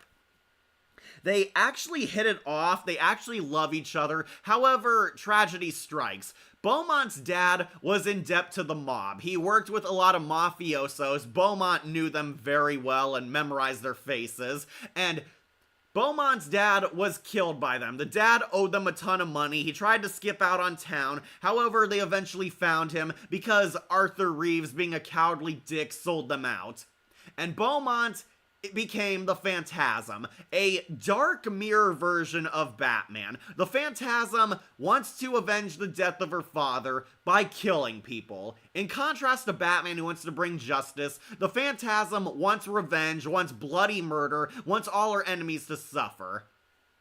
A lot of old mob bosses and current mob bosses are horribly murdered by the Phantasm. Yeah, there are a lot of death and murders in here. A guy's car gets launched out of a parking lot. Some poor fat guy gets crushed by a tombstone. And Sal Valestra gets killed by Joker venom. It is pretty haunting and horrifying imagery. We find out the Joker is, of course, connected. The Joker in this universe is Jack Napier. Yes, like from the Tim Burton movie. Jack Napier was one of the hitmen who worked for the mob, and he's the last target on Phantasm's kill list. Batman puts together things, solves the mystery, finds out what's going on, and finds out ultimately his girlfriend is the Phantasm. Andrea Beaumont is the Phantasm. Yep, the Grim Reaper was actually a girl, leading to an all-out kick-ass fight between Batman, Joker, and the Phantasm in the Tomorrowland-looking amusement park.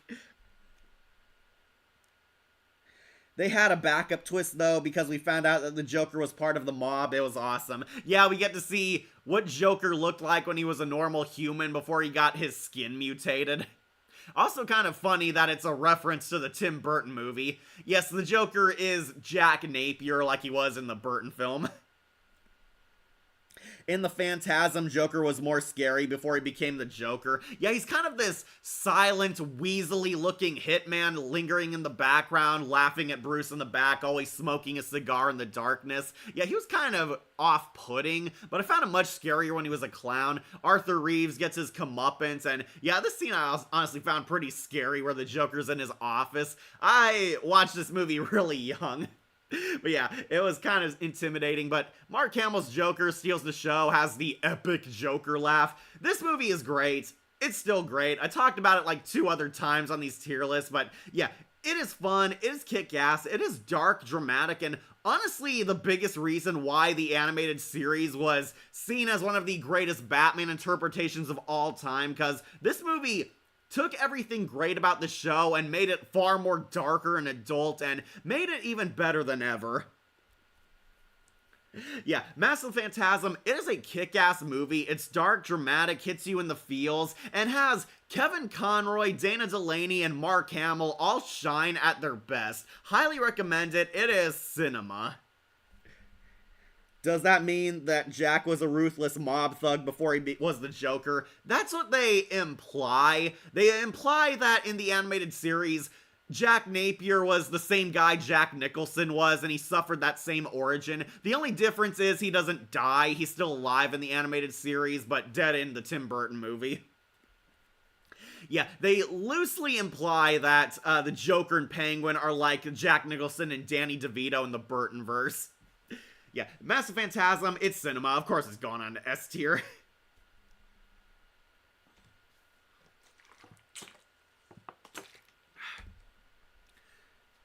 Alright, next we'll knock off another animated series movie, Batman Mask of the Batwoman, and this one, going on okay. Oh, sorry, I was catching up on comments. Okay, so I'm not the biggest fan of the Batwoman movie. The Bat family all made it into the DCAU, except for one, Batwoman. And Batwoman is not even Kate Kane. Don't worry, the CW will screw her up in a few years, but yeah. We got the final animated series movie, Batman Mystery of the Batwoman. A new vigilante hero has come into Gotham, and she seems to be a Batwoman. Yeah, I was not too keen on this one. It's not the worst thing ever, but honestly my problem is it's kind of boring, and it is so painfully obvious who Batwoman is. We meet 3 suspects, and the twist is it's all 3 of these ladies. Though, the thing that hurts the most is the villains suck. They did not get the best Batman villains for this movie. So, if you don't know, Mystery of the Batwoman kind of wrapped up some more loose plot threads from the animated series, like Batman managed to stop a lot of criminals, except for some. This is the final story with the Penguin and Rupert Thorne.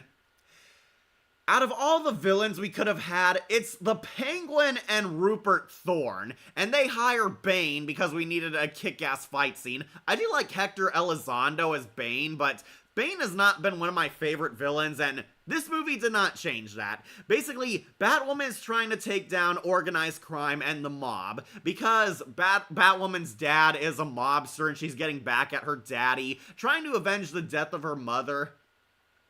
And the main villains are Penguin and Rupert Thorne. This is the movie that sees the end of their criminal empire. Rupert Thorne and Penguin are losing to this Batwoman and hire Bane to assassinate her. Batman goes on a mystery trying to find out who this Batwoman is. We see Bruce, we see Tim Drake. Unfortunately, they also tease that Bruce and Barbara Gordon are dating. Yeah, feel free to vomit. This would get worse than the Killing Joke, but yeah, Barbara's not in the movie except for a cameo where she flirts with Bruce. But yeah, Batman and Tim Drake Robin try to find out who Batwoman is. We meet a bunch of suspects, and it is so painfully obvious who it is. They did a bad job hiding it. Bruce falls in love with this Kate Kane knockoff, which is kind of weird because Kate Kane was Bruce's cousin. Fun fact, I overheard kids in my school when I was still a child saying, "So, kids still talk about the movie?" Yeah, they should. Wasn't Barbara in Paris in this film? Yeah, she was. She's like calling Bruce from Paris and hinting that she and Bruce were banging on the side. Feel free to vomit. Rupert Thorne was an original character. Yeah, he was here. This one gave us the smartest henchman. Yeah, this is the one funny scene in the movie where Batman's investigating like a mob apartment and a guard actually sees Batman and Batman like glares at him and this guy decides not to say anything. He just backs up, stays quiet and shut up. It's like the funniest part of the movie. It's the only good scene in this entire film. So, honestly, if you like this movie, fine, but it's kind of average, very mediocre, and felt like an unused story arc for the animated series. It feels like just a generic episode, and Batwoman honestly isn't that interesting in this. She wears like a prototype of the Terry McGinnis suit and rides around in like a Green Goblin glider. It looks pretty weird. It was terrible that this film didn't become a massive hit when it first premiered because of lack of advertisement. Yeah, Mask of the Phantasm, it deserved a lot more. Mystery of the Batwoman was direct-to-video, and yeah, it feels like it. Gave us the smartest henchman. Yeah, I love that scene where he sees Batman investigating the apartment, and he shuts up and backs off, letting Batman do his thing. Easily the only reason to watch this, besides the Chase Me short if you got a version with the short attached to it. Not another Killing Joke one. We're tired of people shipping Batgirl with Batman. WTH. Yeah, I agree. I do not ship Barbara Gordon with Batman. I was honestly afraid the Lego Batman movie was gonna suck because they did that exact same concept. You and me both, Monica. I remember one of them being a cop and the other being the daughter of a gangster, but who was the third one? That was Rocky, the scientist. She's kind of this ditzy, scatterbrained nerd girl, and she's like pretending to be socially awkward when really she's actually another Batwoman. Yeah, so it's this knockoff Renee Montoya character, and honestly it should have been Renee Montoya because she was like dating Batwoman in the comics and it could have been a funny tribute. But no, it's knockoff Renee Montoya. It's Kate Kane, she's the gangster daughter, and Rocky, this blonde scientist. She's kind of a bimbo, but is actually secretly smart and badass. All three of them are Batwoman, and all three of them want revenge because Rupert Thorne and Penguin's criminal empire inadvertently ruined their lives. One of their dad is a gangster and her mother's life was lost. One of them had her boyfriend falsely accused and framed by the mob. He's like serving time in jail for a crime he didn't commit. And the other one, well, naturally hates mob bosses. She's a cop, and they basically are ruining Gotham. They all work together. They have a three-way fight with Penguin, Rupert Thorne, and Bane, and honestly, they could have done much better with the villains, but this movie exists because it ends the criminal empire that ruled Gotham back in Kevin Conroy's show. Rupert Thorne is exposed, the Penguin is dethroned, and both are sent to jail for the final time, and Bane seemingly dies, only we know he'll be in Batman Beyond, and Bruce ends up with Kate Kane, who we know they're not going to stay together because Batman Beyond happened. Yeah, it's a mediocre movie. I think it's okay, but not one of the greatest films of all time, and not one of the best entries on this list. Honestly, if you see this movie, you don't really lose anything, but you also won't really gain much. Just seeing extra content with the animated series, that's what it really amounts to. I think it's okay. We need the Killing Joke rewritten. Yeah, the animated movie. I wouldn't be surprised that people drew Kate Kane in DeviantArt. I'm sure they do now.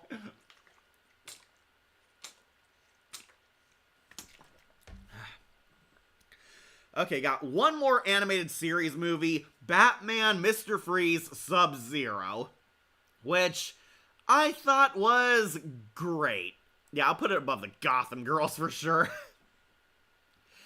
Okay, so my friends really love this movie. I thought it was pretty decent. Not one of my favorite entries, but it was definitely entertaining. Batman and Mr. Freeze fight in a good movie. Michael Ansara's Mr. Freeze is back, and this movie also acted as a proper finale to the Nora Freeze arc. Nora Freeze is dying, and get this, conveniently, Barbara Gordon has the exact same blood type as Nora Freeze. making Victor realize he needs her for blood transfusions, so he abducts Batgirl, forcing Batman and Robin to save her. Yeah, the whole Bat family actually is in this one. We do see Lauren Lester's Robin and Mary Kay Bergman's Barbara Gordon. Not a big fan of her, but yeah. Barbara gets abducted by Mr. Freeze, where Batman and Mr. Freeze duel in the ultimate final battle, where Mr. Freeze is trying to save his dying wife. He needs Barbara, and he's gonna do the cure himself. He finally found the cure, but Nora is losing time. Like a submarine crashed into Mr. Freeze's lair and broke her life support machine. Victor, horribly killed the submarine crew, but went back to Gotham City, trying to finish saving his wife for good this time. This was the last time that the actress you didn't like voiced Barbara. Yeah, Mary Kay Bergman was much better at Daphne Blake than she was Batgirl. Yeah, I'm sorry, but the voice was not very good. Mary Kay Bergman sounded a lot older than the spunky teen hero Barbara Gordon was supposed to sound. Yeah, so basically, Batman fights Mr. Freeze, his armed polar bears. Mr. Freeze abducts this former science partner to help him. The science partner is clearly the more irredeemable evil guy because we're not supposed to feel sympathy for him when bad things start happening. The evil scientist wants to make a profit off of this, sell the cure at the highest price, and is working with Victor at gunpoint, but it's very clear he does not have Nora's best interests in mind. Yeah, the evil scientist guy is voiced by George DeZunda, who voiced Arnold Wesker and Scarface from the animated series. They wanted to give him a bigger role in the movie. Sorry, just leaning over to grab my charger. Making sure I still talk to you guys. Didn't he have 2 polar bears? Yeah, he has 2 pet polar bears, which is pretty cool. Honestly, that's really the gist of this movie. It's a basic Batman adventure, but with a higher budget. Batman fights Mr. Freeze, fights polar bears, fights in a lot of these cool environments. They fight on an oil rig, and at the end, they do save Nora. Mr. Freeze is talked down. The scientist guy sets the base to self-destruct and tries to retreat. Funny enough, the science guy gets the most horrible death in this. Evil science partner tries to flee in a boat only to get crushed by debris, and we see it happen on screen. Yeah, he is dead. Mr. Freeze almost dies, Batman saves Nora, and Victor seemingly falls to his death. But then we get our twist ending. It turns out the surgery worked, and thanks to Wayne Industries funding the operation, Nora is alive. Nora is finally cured and out of cryostasis, and we see Victor Freeze is still alive. He has a broken leg after the fight, and he's still with his polar bears. He has has some crutches to help him get around. We see Victor is still alive, and he sees the news. Nora is alive and finally back to full health, and Victor walks away into the sun, now giving up his life of crime for good. Unfortunately, this movie kind of got ruined by the Red Sky seasons and Batman Beyond. Yeah, Mr. Freeze's story probably should have ended here, but they brought him back and kind of soil all over his happiness. Yeah, that's kind of why this lost points from me. Victor got cheated out of his happy ending, and that kind of harmed the movie for me, but honestly, I think it's pretty great. The only girl I like was the sassy-looking singer in Mask of the Batwoman movie. Yeah, she was pretty funny. I remember seeing the trailer for this in Pokemon the first movie. Yeah, I remember seeing trailers for this and the Phantasm and my Scooby-Doo stuff. Honestly, the movie is alright. I'll put it on to great because it is miles better than the Batwoman movie and has better animation than Gotham Girls, but yeah, the movie, it's fine. It's really fine. Miss Aunt Michael and Sarah is definitely the highlight of this, and of course seeing Kevin Conroy and Lauren Lester together kicking ass as Batman and Robin, always pure fun. I'll put it on to great.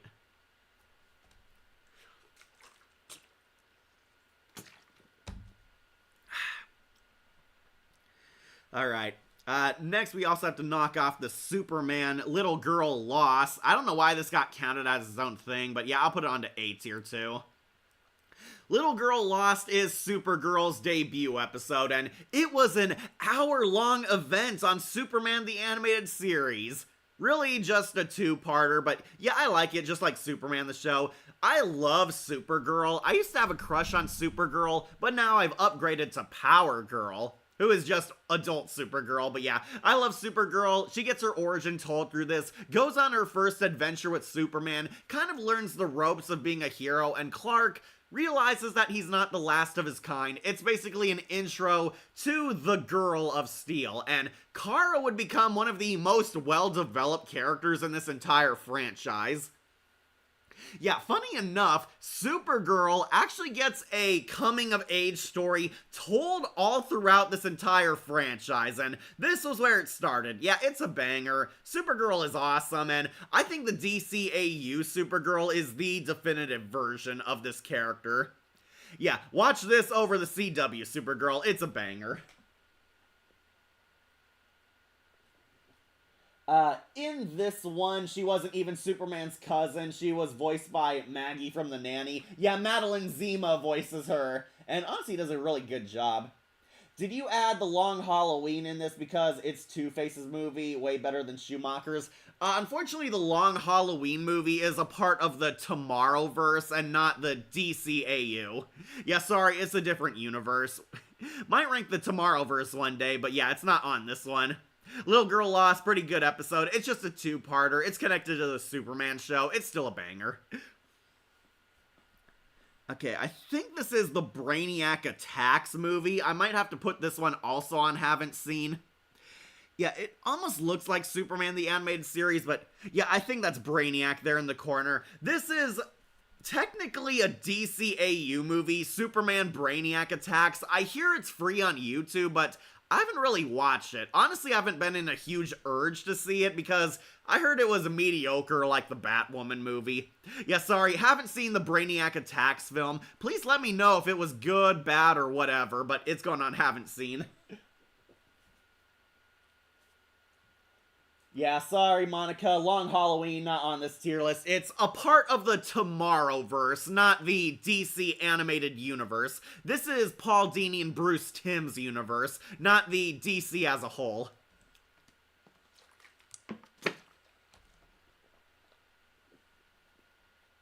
It could have been worse. They would have shipped Superman with Supergirl like they did in the comics. No, they're cousins, man. They're cousins. Alright, gotta select few here. Sorry guys, I gotta go get more water, but tell me who you want to see. Do you want to go in order with Justice League or do one of the other projects? We're almost at the end. We got pretty much full Justice League here. Or do you want me to knock out the worst movie out of the way? I'll be right back. Let me know down low. I'll be right back.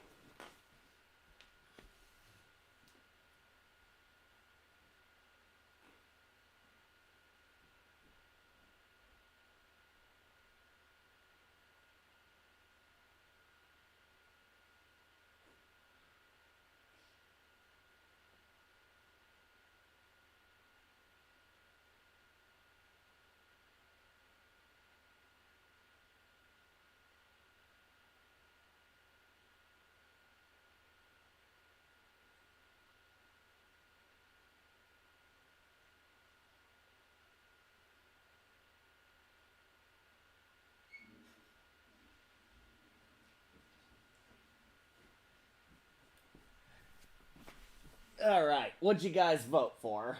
Worst movie, the worst movie, you guys can't vote. I don't know what to decide. Don't shoot the messenger. Alright, I won't. Alright, worst movie, let's do it. Batman and Harley Quinn, our first F tier. This movie sucks. So, 20 years after the animated series, Bruce Timm wanted to do a tribute anniversary movie set in the classic Batman universe, where we would see Batman and Harley Quinn on a wacky comedy adventure. Finally returning to the animated series, Kevin Conroy's back as Batman, Lauren Lester came back as Nightwing, and we see Harley Quinn teaming up with Batman and Nightwing to foil her best friend Poison Ivy, who's plotting to destroy Gotham. And it's bad. This movie is terrible. It is infuriating, stupid, cringe, unfunny, and worst of all, really ruins Harley Quinn.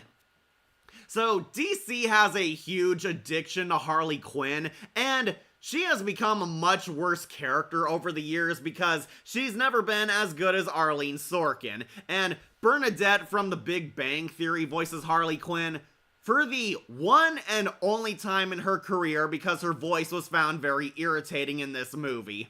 Yeah, no disrespect towards what's her name? Like Madeline Peters or something like that. Yeah, the girl who plays Bernadette from The Big Bang Theory voices Harley Quinn because Kaylee Cuoco did that, and I think they thought it was funny, but yeah, her Harley Quinn is not only badly voiced, but horribly written. Harley Quinn is obnoxious, unfunny, mean-spirited, and kind of unpleasant in this movie.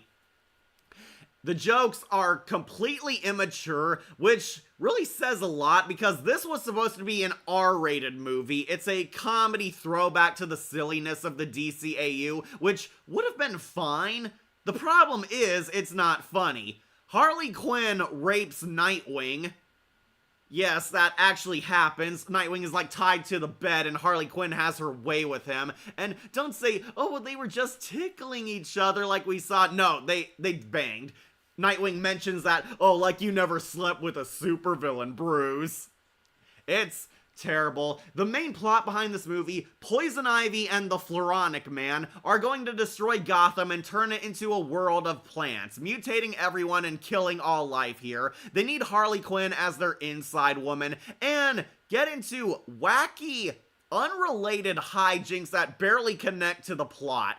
Poison Ivy and Floronic Man are kind of weird villains. I like the idea of Harley and Ivy being at odds with each other, but it's not taken seriously at all. Nothing in this movie is. Harley Quinn goes on a lot of weird side quests and drags Batman and Nightwing along, and Batman and Nightwing kind of get cucked all throughout this movie. Like, Batman gets duped by Harley Quinn, Nightwing gets beaten up by Harley Quinn. Yeah, Harley Quinn beats up Nightwing very easily and very embarrassingly, has him tied to a bed, and has her way with him. Then Nightwing acts like such a simp for Harley Quinn, like he tries helping her, tries being nice to her, and Harley Quinn completely disses him. Kevin Conroy's Batman is not really funny. Harley Quinn farts in the car, and Bruce is like, it's okay, it's not so bad, it smells like discipline. Ha ha ha, yeah, it's not really funny. It's basically a bunch of stupid comedy shenanigans with Harley Quinn effing things up, screwing up, until she does something right in the final battle. Swamp Thing, like, shows up for a cameo and acts like he's God, then he does nothing, is like a total big-lipped alligator moment. It is a very scatterbrained movie, and honestly, it made me really hate Harley Quinn more than I ever did before.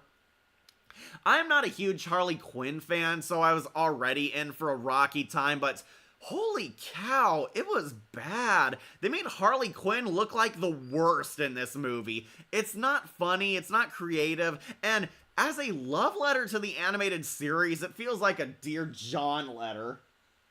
Melissa Roche. Okay, Melissa Roche is the actress, thank you. Yes, this one sucks. It is bad. I don't know which is worse, The Killing Joke or Batman and Harley Quinn. It's so bad, Vox would rather be killed by Alistair than watch this movie. Yeah, it's bad. It is not just the worst thing of the DCAU. I think this is one of the worst DC movies, period. Yeah, it's worse than Batman vs. Superman or Justice League. That is how unwatchable it is. At least it's cool to see Floronic Man get something to do. Yeah, it was interesting seeing Floronic Man, but he's kind of like a bumbling loser. He's like only taken seriously because he has Poison Ivy. Oh yeah, Poison Ivy also gets cucked in this movie. She's like in a villain relationship with the Floronic Man, which makes no sense if you know her comic origin. But yeah, she gives up on evil because Harley Quinn gives her the puppy dog eyes. Really, that happens. Like, Harley Quinn says, okay, you asked for it, and she does this sad puppy dog eyes, and Poison Ivy breaks down and cries and hugs her, giving up her evil ways. Yeah, it's dumb. And how do they stop the Floronic Man? Batman lights him on fire. Yeah, it's not good. It's a big stinky dookie. This is the worst thing the DCAU has ever produced, and I am very sad because it feels like Bruce Timm lost his mind. This is a disgrace to Batman and Harley Quinn. If anything, this film is so bad it can cure people by putting them to sleep. Yeah, or give them cringe disease.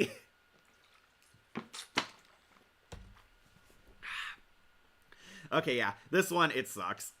Anyways, let's knock off... Yeah, we're all on Justice League titles, isn't that funny? We'll also knock off Justice League Crisis on Infinite Earths. Now, this one is going on to bad. Okay, so, believe it or not, the DCAU cameos in this movie. It's the last movie where we see Kevin Conroy as Batman before his tragic death.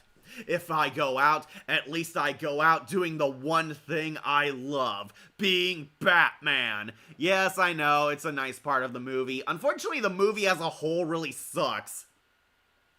Crisis on Infinite Earths should have been one of the greatest sagas of the DC universe, and tragically, it was bad. It was rushed, it was poorly thought out, and basically uses a lot of characters as member berries. That's why it's going on to bad. The DCAU appears in it. We see the Justice League and Batman the Animated Series characters, and yeah, Terry McGinnis, he's also in the hero lineup.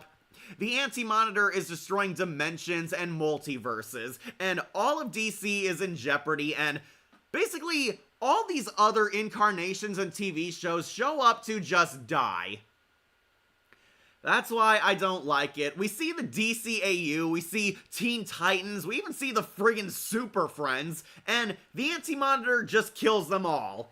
Batman, Kevin Conroy, and Joker go out in a final fight, and the Justice League try to help the Justice League of the Tomorrowverse. We see Hawkgirl, Jon Stewart, Jon Jones, Martian Manhunter, and that version of Superman, Aquaman, and Wonder Woman. They get vaporized by the Anti-Monitor, and basically it's a bunch of member berries like, oh, remember this character? Oh, look, Will Friedel's back as Terry. He has like 6 lines and hangs out in the background, and that's it. And yeah, basically the DC characters all die, but the Tomorrowverse heroes save the day by entering the Monoverse to have one continuity, the Sacred Timeline, which has not been followed up upon.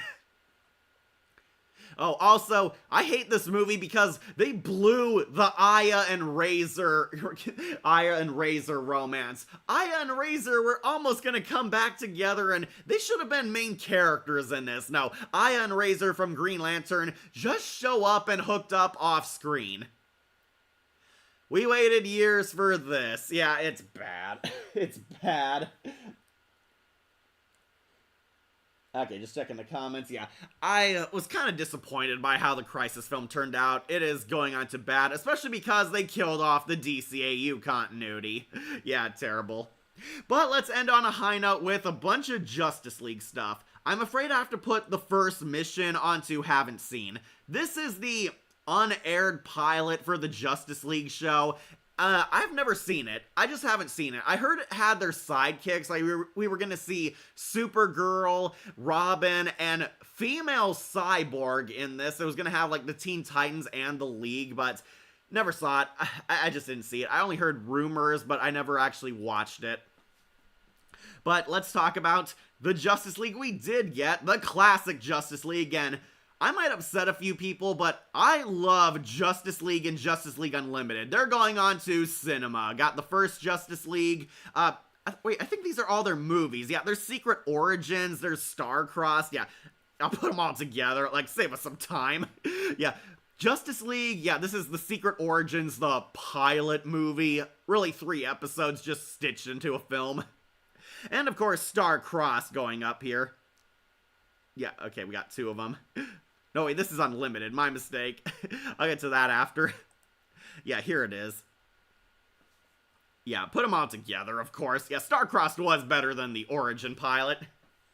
Okay, finally at the best of the best, I love Justice League / Justice League Unlimited. Yeah, might as well put them up there, too. These are my favorite shows ever. Ever. I know I might upset the animated series fans, but Justice League and slash Justice League Unlimited are my favorite shows of all time. I love this saga. I think this is peak DCAU. Yeah, we got the pilot, got Star-Crossed, got the original series, and got Unlimited up here. Unlimited I'll put a smidge higher because it was the finale show, but all of them are good. This is phenomenal DC storytelling. Hell, one of the best cartoons I've ever seen in my 9 lives. Justice League is epic. It is what made the Justice League a household name, and it still holds up wonderfully today. One of my favorite shows of all time. It is up there next to Clone Wars, Green Lantern, the animated series, hell, even Courage the Cowardly Dog and The Haunting Hour in terms of greatness. That is how much I love this saga. Cat, hire Vox to kill both Batman and Harley, especially in the bad Justice League movies. Okay, I will. That is if he gets a new body. Of course it should go on cinema. I can't put Justice League above Batman, but I respect your opinion. Sorry, CG anime fan, but that's how much I love this show. I do think the animation is a lot more polished than the animated series. It looks a lot better. Honestly, it looks like a cartoon that came out today. But the same can be said for Batman and Batman Beyond. The greatest heroes of DC unite. Batman, Superman, Wonder Woman, The Flash, it's Wally West in this version, John Stewart, Green Lantern, Martian Manhunter, they call him John because he's John Jones, and Hawkgirl unite to protect the Earth from greater threats. So, the DC universe has forever changed by this point. The Earth is now in great peril because the villains have gotten worse. The Justice League are united to deal with great threats to the world. Alien invaders, cosmic level enemies, supervillains growing more powerful, threats to mankind, threats around the world. A lot of bigger epic tasks are in this show. So, basically the Justice League are united in the pilot, the Secret Origins here, where they're invaded by white Martians. An full-scale alien invasion has launched and is slowly destroying the Earth. Batman, Superman, and Flash and all the other heroes realize they can't do this alone. They can't solo these enemies, they are too strong. Martian Manhunter summons all the greatest heroes to help save him because he's been a prisoner for years in a government facility, really run by the Illuminati Martians. They save Martian Manhunter and unite 7 heroes from across the DC world. And the Justice League work together, foil this alien invasion, and decide to start something new. A team. What, like a bunch of super friends? More like a Justice League. And kickstart one of the greatest cartoons of all time, the Justice League forms. This is a much more darker, mature, and grittier Super Friends. This is the Justice League Zack Snyder wishes he had. I think this cartoon is spectacular. We got the origin movie, got Star-Crossed, a very kick-ass finale, got the original Justice League Unlimited, and not sure what this is. I can't read the full title, but what the heck, I'll put it up here anyway.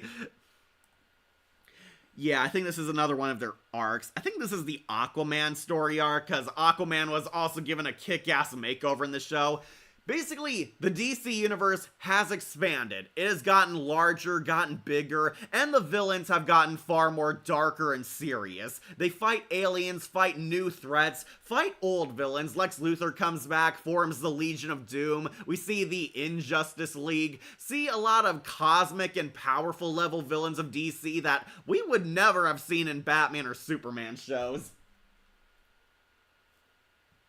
I'm sure he will get a new body soon. Yeah, Vox. Just that the fact that the Justice League all had 2-part episodes except for one. Yeah, the Christmas one was their only standalone episode. The first series of Justice League, all 2-parters, they got a lot more runtime, a lot more freedom to do whatever, and most of their stories were all 2-parters. There's only one standalone episode, and that's the Christmas one. Also a dumb, fun Christmas story. I watch it every year. Is Superman and Martian Manhunter hang out at the Kent farm during Christmas. We see John Stewart and Hawkgirl fall in love. And Batman, this is the start of the infamous Bat Dick, or Batman is a dick, a snarky sasser, kind of rude and abrasive towards the other League members, but Batman kind of undergoes an arc where he lightens up, starts seeing the others as friends. I think this does show in a lot of moments in the first series. Unlimited kind of toned it down, but yeah, Batman grows to like the Justice League. George Newborn voices Superman in this show, and honestly, he is great. He became the definitive Superman thanks to this show.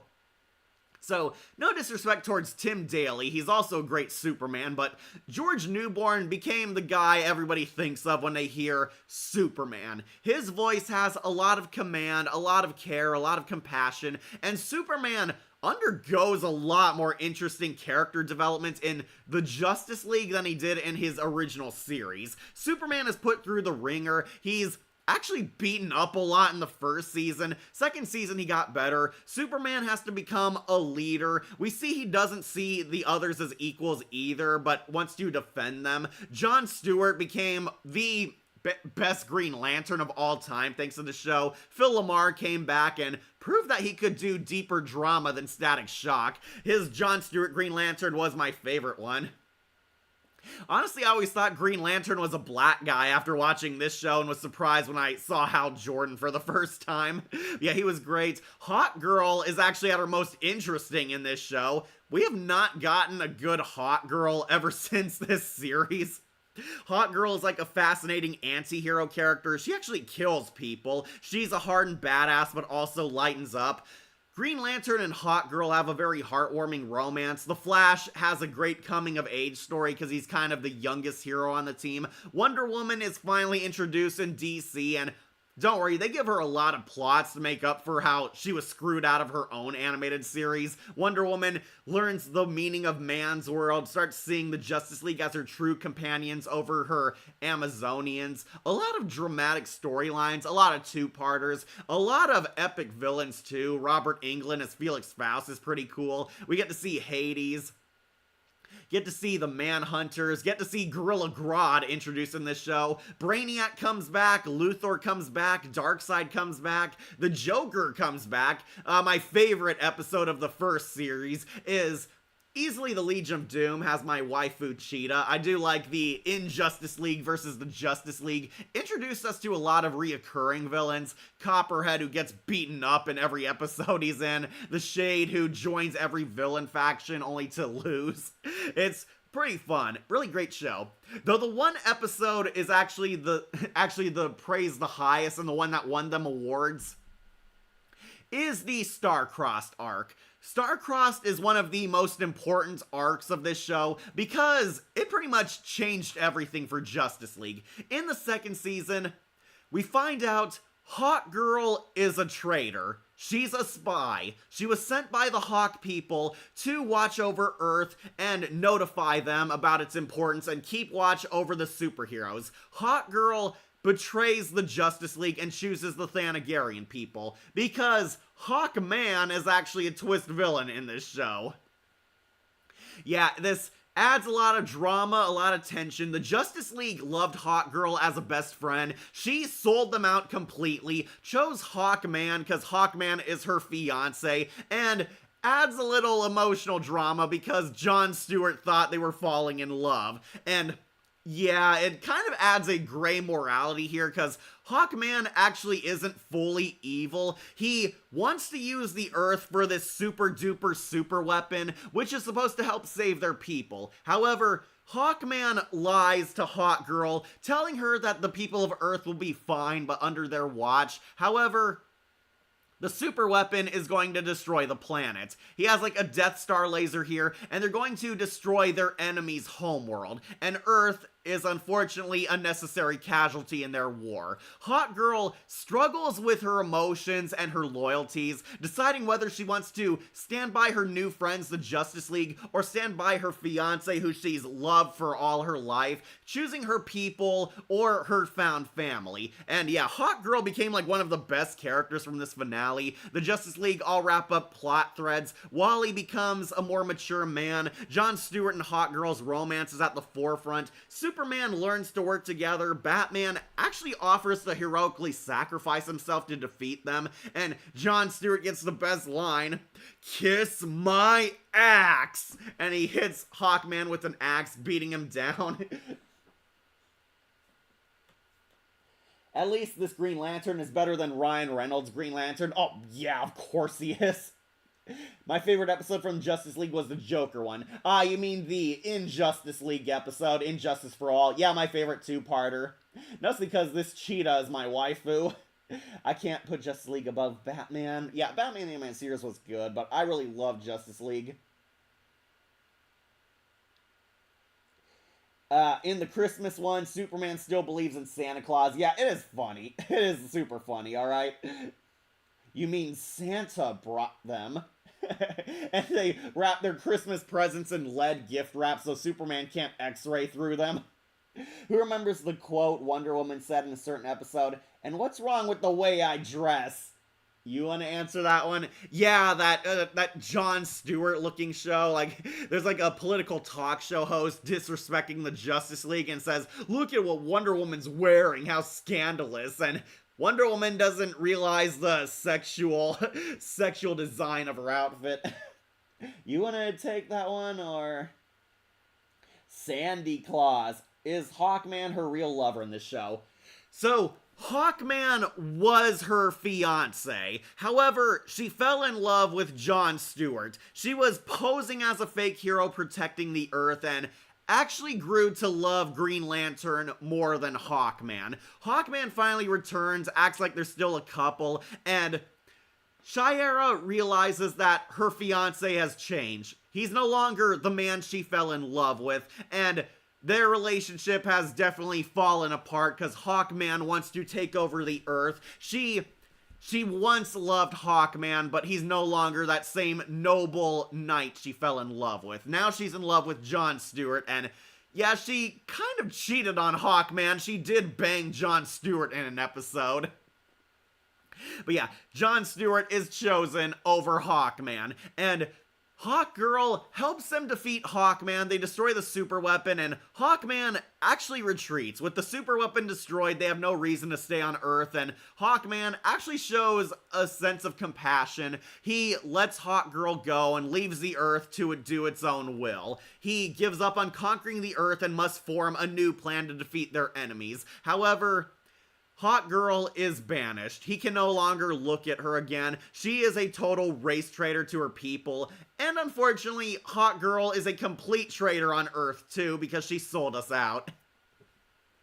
Yeah, so I do like, this ends on kind of a very bittersweet note. The Justice League saved the world from another invasion, but they've completely lost one of their best friends and teammates. Hawkgirl is now in question by the Justice League. They have a vote over if Hawkgirl should still stay in the League or be exiled by them too. And Hawkgirl actually decides to quit on her own accord. She realizes she screwed them over and walks off, and end on this very tragic scene where Jon Stewart and Shiera confront each other one last time. Just tell me this, was it all a lie? No. Some of it was truth, and Hawkgirl flies off, never to be seen again, until Unlimited. Yeah, it ends on kind of the sad love triangle angle, and Unlimited came along and turned Jon Stewart into Mordecai. Love the Justice League series, pretty much had the definitive cast and many of our heroes. Yeah, and villains too. I do like a lot of the villains. Michael Ironside comes back as Darkseid, and he dies, but this would not be the last we see of him. Don't forget Warhawk. Yeah, he's actually Jon Stewart and Hawkgirl's son. Didn't she have a son in the future? Yeah, they did. It's confirmed that Hawkgirl and Jon Stewart do get back together, which leads me into Justice League Unlimited. So, after the Thanagarian invasion, the League realizes that we need more heroes. Oh, we also have the Fatal Five. I forgot to talk about them. Okay, so we need more heroes, and we get Justice League Unlimited. They replace Hawkgirl with like 200 new heroes. We see everyone from DC. Green Arrow, Black Canary, Huntress, The Question, Aquaman, like everybody. Everybody in DC is here. Except for anybody from the Sandman, but they didn't have the copyright ownership yet. Yeah, Justice League Unlimited expands their league, and we meet a whole new roster of characters. Black Canary and Huntress definitely became a lot of people's waifus, but yeah, they're pretty sexy. I do like Jeffrey Combs as the Question. So glad he came back, and the Question kind of became one of his most iconic roles next to Ratchet. So, what made Unlimited interesting is, one, we got new characters, and two, this had one of the most important and groundbreaking arcs of the DCAU, the Cadmus arc. So, after the events of the Hawk People invasion and the Justice Lords episode, the government is now worried about the Justice League, so they set up secret precautions incognito, preparing them for war with the Justice League. This is Project Cadmus. The government forms their own Justice League in case Superman, Batman, and whoever goes rogue. And we find out Lex Luthor and Amanda Waller are both in charge of this. Waller thinks she's doing it for the greater good. Luthor is trying to disgrace the League. He's turning them against them. This has Lex Luthor running for president. Yep, this is the series that introduced that. Luthor is President of the United States, finally cleared his name, helped the Justice League take down the Justice Lords, and is manipulating the public against them. Yeah, Luthor's still evil as hell. Anyone's shocked, and Clancy Brown really knocks it out of the park as President Luthor. Do you know how much power I'd have to give up to be president? Classic lines. A lot of great quotes in this. So, this is actually a pretty interesting story arc, and believe it or not, it does not go on as long as you think. There's like a lot of filler episodes in between and episodic standalone tales, but the Cadmus arc is revolutionary. It introduced Amanda Waller to people, and she became a fan favorite in this show. Unfortunately, Waller would not be as good in other media as she was in the Cadmus arc, but yeah. Oh yeah, there was the love triangle. Jon Stewart gets a new girlfriend, Vixen, and I actually really liked Vixen. I did not get what the fans hated about her. Gina Torres, the voice of Arachnid, plays Vixen, and she's pretty hot. She's like this sexy animal girl. She's a fashion model by day, a superhero with the powers of the animals by night. She was a lot cooler than Shayera was, and more understanding. Yeah, Jon Stewart gets into a love triangle, and I do like how it actually has a mature angle. Vixen and Shayera actually try to befriend each other. They hate each other at first, slowly bond, gain an understanding of each other, and unrealistically have a friendly rivalry for the rest of the series. Yeah.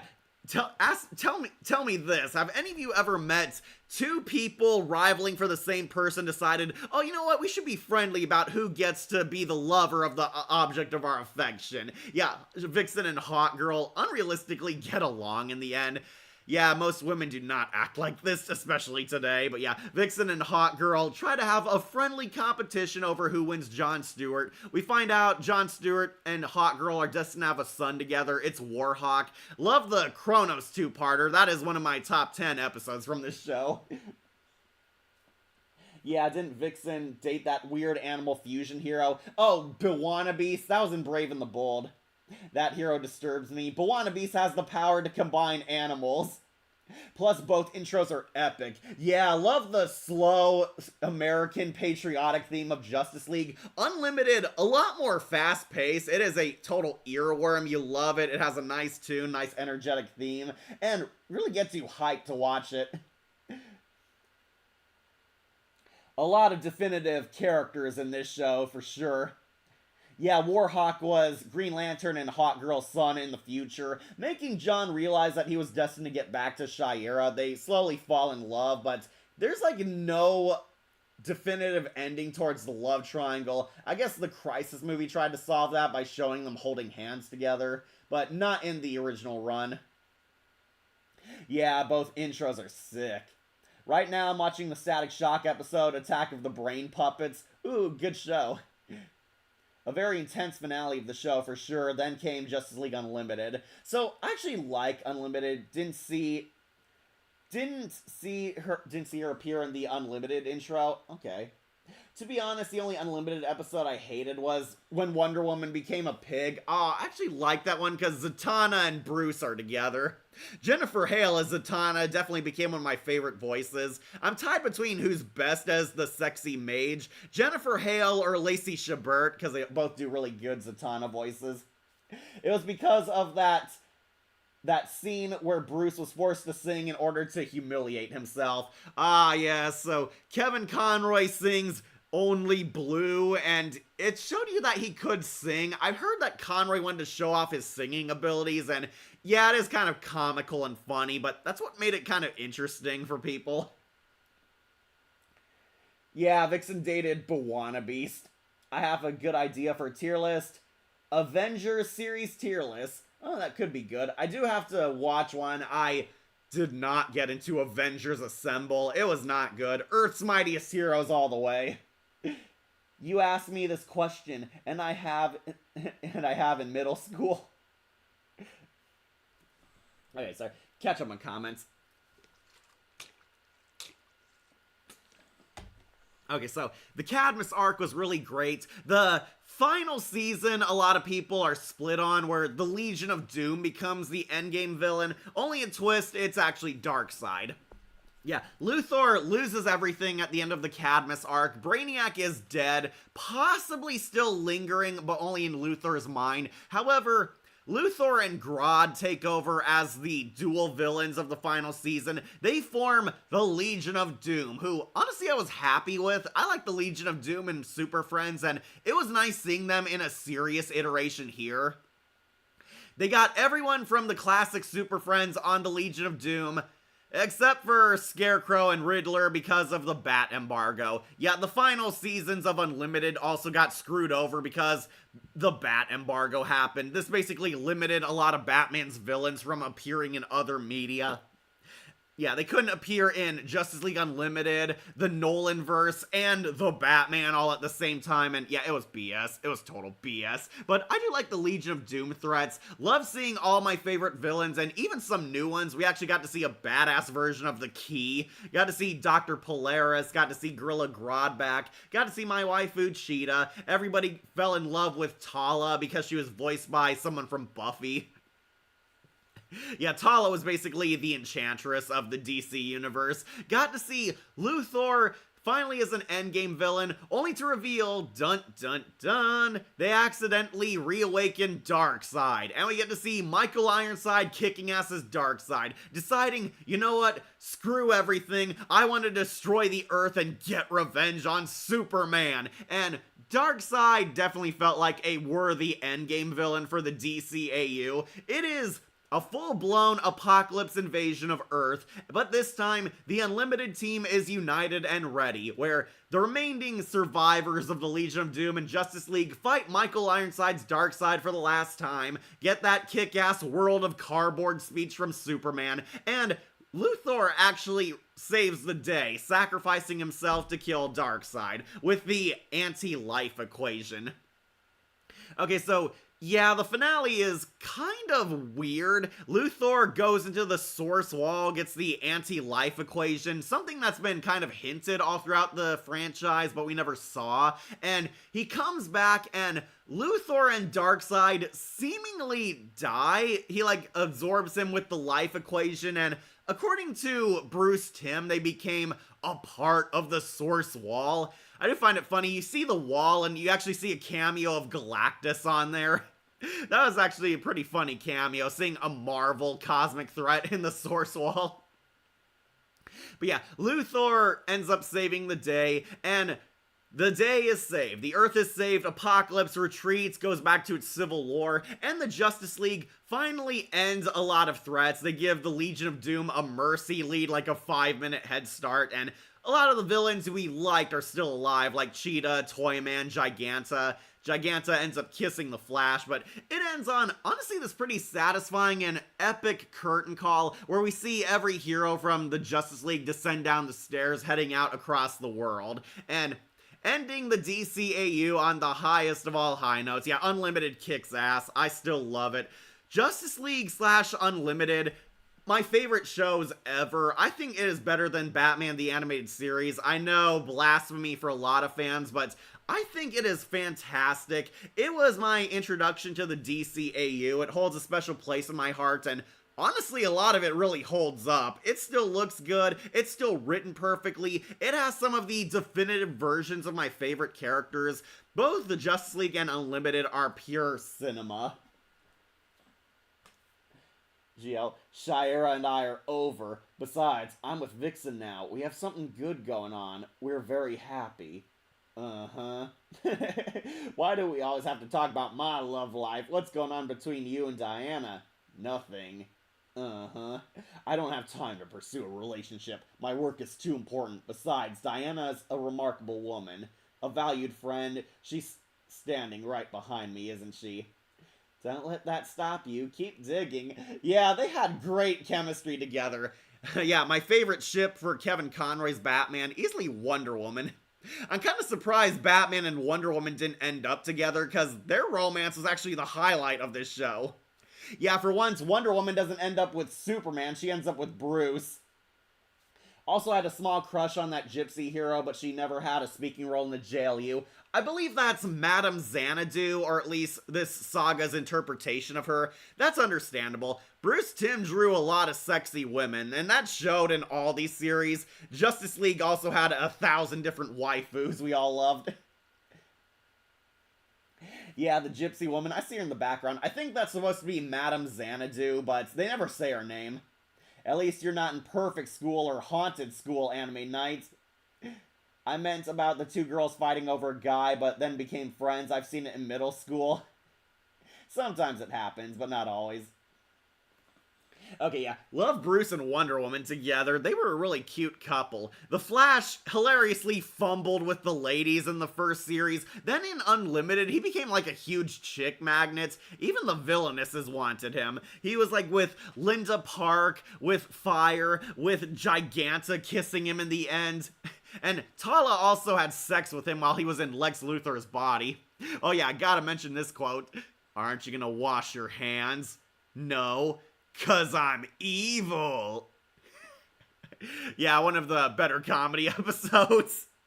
Yeah, Michael Rosenbaum switched minds with Lex Luthor, and it's funny because Michael Rosenbaum plays Luthor on Smallville, and basically carried that same energy when Luthor was controlling him, and we got to see Clancy Brown actually bring his funny A-game.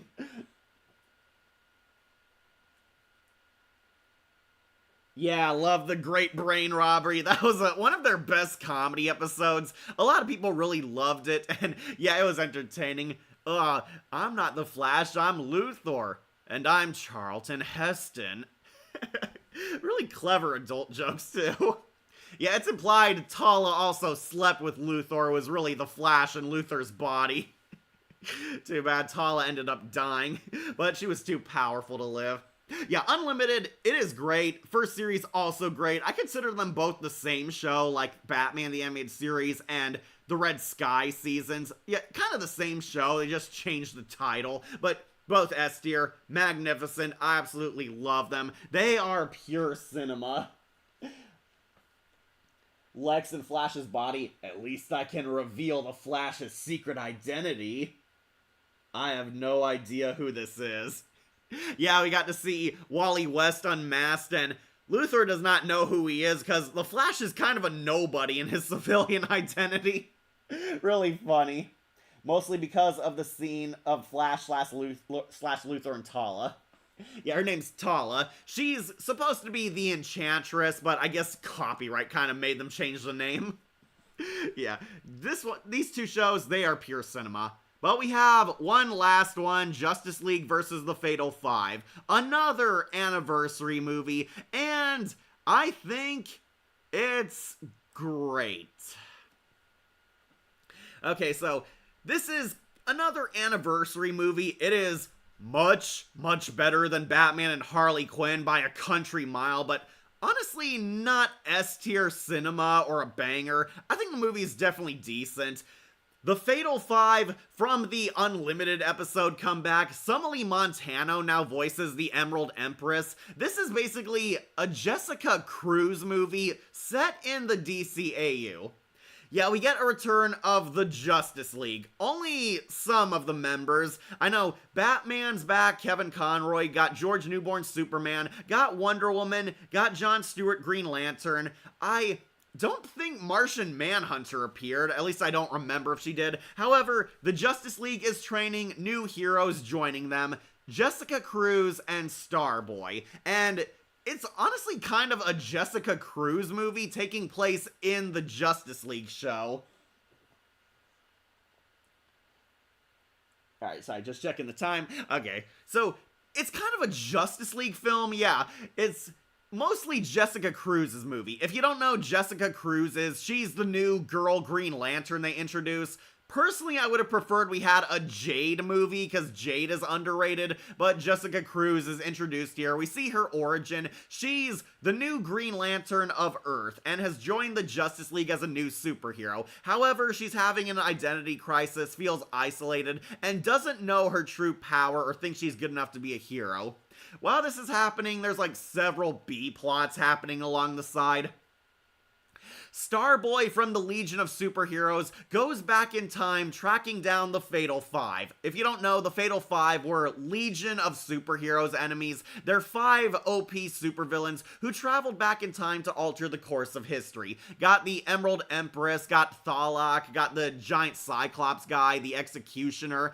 All the characters you saw in that one-off Supergirl episode, they're all here. Summerlee Montano voices the Emerald Empress, but oddly, she's not really the main villain. The leader is the fire guy, this knockoff Blight guy. He has like heat blast powers. Everything he touches burns. He's in love with the Emerald Empress and wants to conquer time for her. He goes back in time, has a really rocky relationship with the other 5. Except for the Empress, he's like a total simp for her. They want to conquer Earth in the past. However, the Justice League and Jessica Cruz help foil their attempts. We see Jessica Cruz, Starboy, and Miss Martian is in this movie. Yeah, Miss Martian, McGann comes, and Batman is the one mentoring her.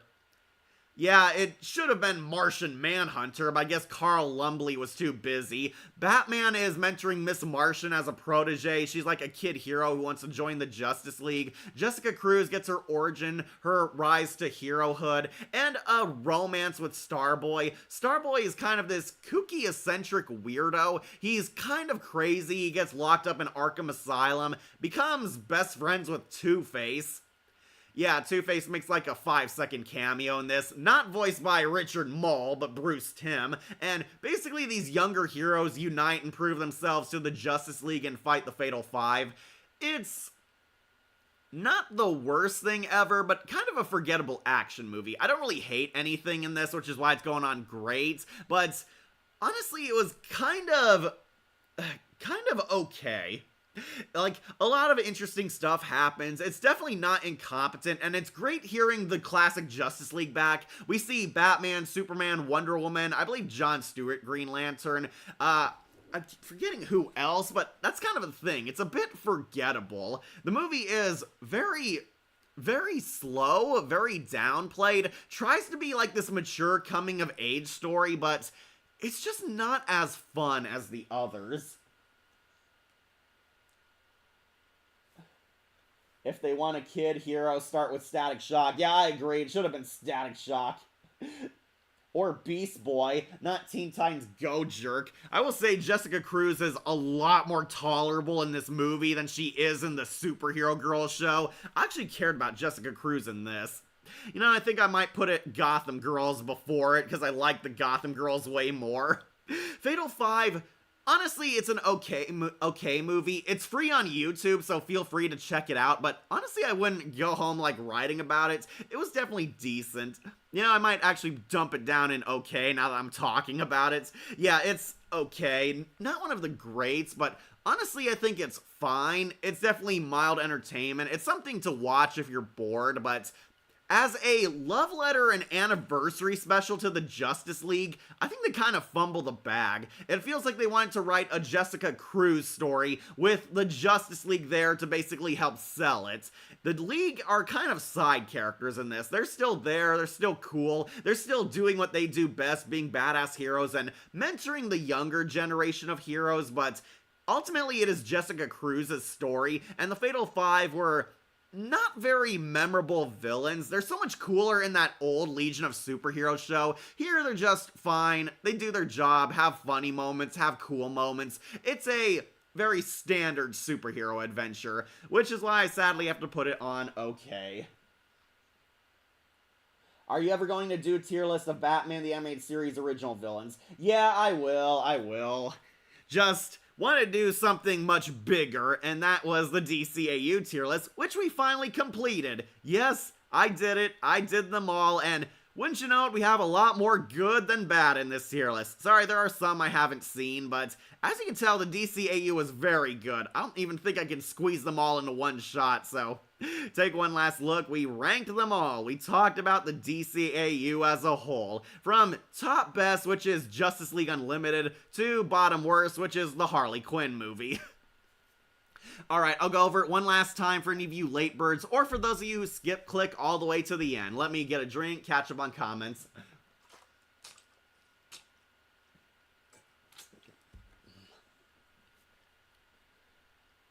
What's this Lobo thing and the other Batman Beyond on the bottom? Okay, I'll go over that. Don't worry. Have a happy birthday, Kevin Conroy. I agree. Rest in peace, Kevin. Your work was really pure cinema. Alright, let's go over it one last time. So, these ones I have not seen. This is the unaired Batman Beyond pilot, the Lobo web series, Superman Brainiac Attacks, the First Mission, the unaired pilot of Justice League, the Dark Knight's First Night, and the Zeta Project. I have not seen these. That is the harsh truth. I have not watched any of these. I might check out the Lobo web series now that I saw it, but yeah. I have just never seen these, don't have much to say. I've not seen some of these unaired pilots, these movies, and I forget the Zeta Project even is a part of the DCAU. So yeah, just no knowledge of them. They're not the worst, but I just didn't see them. But easily the worst of the worst, the Dookie, Batman and Harley Quinn. This movie sucks, unfunny comedy, a complete bastardization of the animated series, and it's not even funny. Yeah, it's a dookie. This is easily the worst. In plain bad, Crisis on Infinite Earths, the DCAU just cameos in the movie, and most of them end up dying in the end. Yeah, feels more like a spit in the face to the DCAU. I did not like the movie. It's going on bad, but it's much more watchable than the Harley Quinn one.